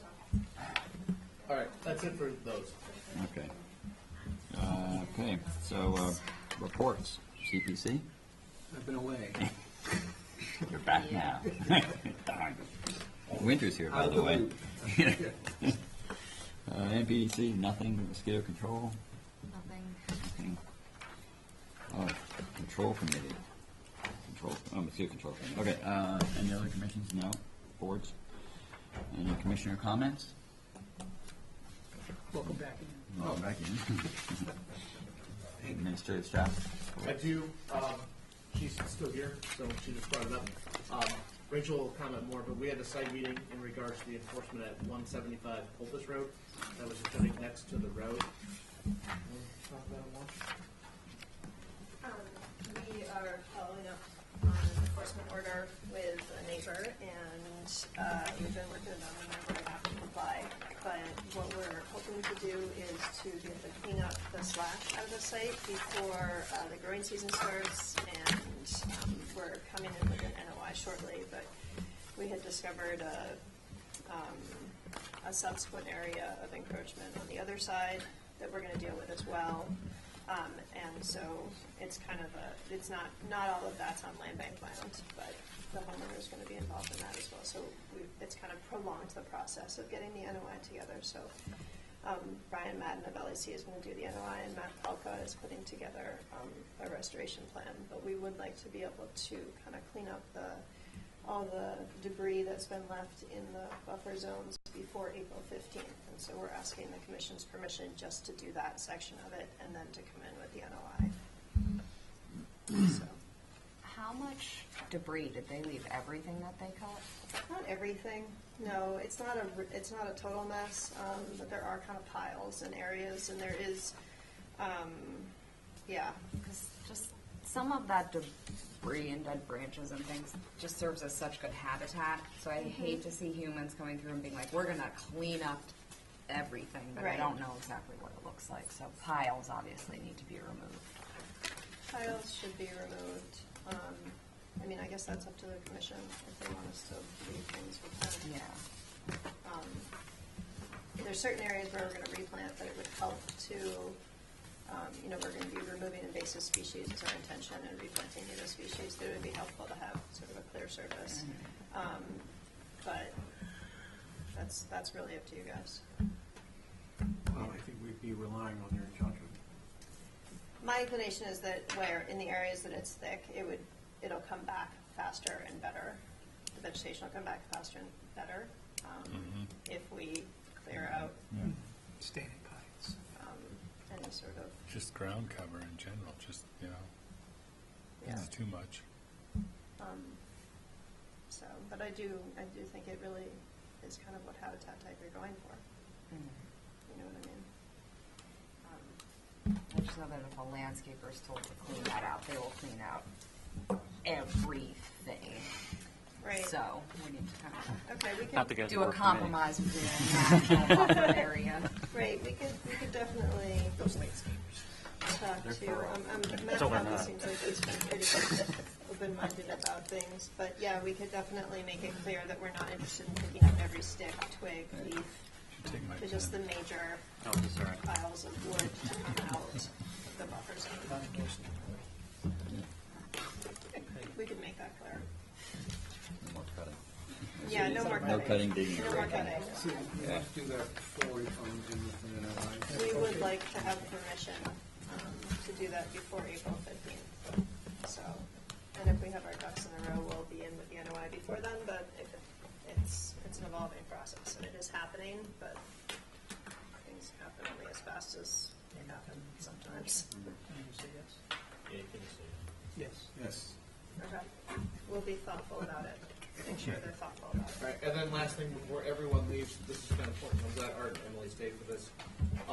We got the rough draft back of our peer review on the Wisconsin Beach Preservation Fund's yearly reports. He had a couple of questions that I sent him back answers to. He told me to turn around his final version pretty shortly. So I'm hoping to have that up and available for everyone to review by Friday or Monday at the latest of his peer review. So this is where this gets important. So then we have to schedule their actual presentation, so we need time for comments from anyone else to get in, and then comments for, responses to those comments to get in, and then have you guys have time to read them. So my hopes are if we get the peer review up by the first part of next week, that we would have, and we're going to kind of base this around our meeting schedule because I think it's easier that way, but not having it on our meeting, is we would want all comments from all other parties in by April the 12th. That is 2 meetings away. That is the Wednesday. I'll explain the Wednesday for a second. And then any follow-up comments would then be due by the 19th, which is the following Wednesday. And then in place of our field viewings on April the 24th, we would schedule that meeting, because at the time we would normally be getting together anyways, for that whole presentation. So that's kind of the outline that hopefully will get you guys to endorse, but that gives people from, the other report is fully available, from the peer review report to be able to read that. It gives everyone about 2.5 weeks to get any other comments or questions or review, or if someone wanted to have a consultant or someone review it, gives them 2.5 weeks to get that in, and then any questions raised by those, it gives essentially the Wisconsin Bluff folks a week to respond, and that gives you guys Thursday, Friday, Saturday, and Sunday to review the responses to everything that comes in initially, to have them come present and have that discussion downstairs here. That would be open to the public for anyone to come and ask questions or raise concerns or to address it. And then if we need a second meeting from there, you guys can essentially continue to do it second time, but that would be the only thing up for discussion, would be that hearing. We were going to do it the week before, but that week before is April break. So we pushed it a week, so people will hopefully be back. But we need to do it sooner than later because we've been kind of waiting for review and it's slowly drifting back further and further. But it's been in under the full permit now for a bit. This is the first big yearly report. But I want to make sure that everyone has enough time to get questions and concerns in. And that you guys have enough time to review it, because I know the original reports are long. I will say the peer review report looks like it's only going to be about 13 to 15 pages total. So in the grand scheme of this project, pretty minor, and some of it is pictures. So it's even better. But I would to be pretty confident that we'll probably be receiving comments from the Land Council and their consultants, the Coastal Conservancy folks. Robert Young's been providing us comments to some of these things. A lot of other general comments, so I think there's going to be a fair amount that come in. Like always, the applicant always wants to respond. Right. That's what always seems to prolong us. So if we give everyone a shortened schedule with a set date that they know it has to be in by, and we'll post the timeline online too, then hopefully everyone will get a chance to review everything. And then when we all sit down, we'll be answering questions and having a discussion about information that hopefully everyone will have reviewed thoroughly. So just to be clear, Monday, 4 p.m. on the 24th. yes. And do you want comments in before April 12th or by the end of the day on April 12th? We'll want them in by the end of the day on April 12th, but we always accept comments before the deadline. Yes. Yeah, it's I always will nice. throw that out there for everyone. It doesn't have to be at 4 p.m. on April the 12th with you writing and sliding it under the door. But just in case. Just in case. We'll do 4 p.m. that day. That was smart. And you can also feel free, if something comes in that you feel that you want to address in between the two, you certainly can, but I want to make sure that the applicant has a chance to review it and turn it out and get through it. So All good? hopefully we'll get it in. Okay. Move to adjourn? Second? All in favor, aye.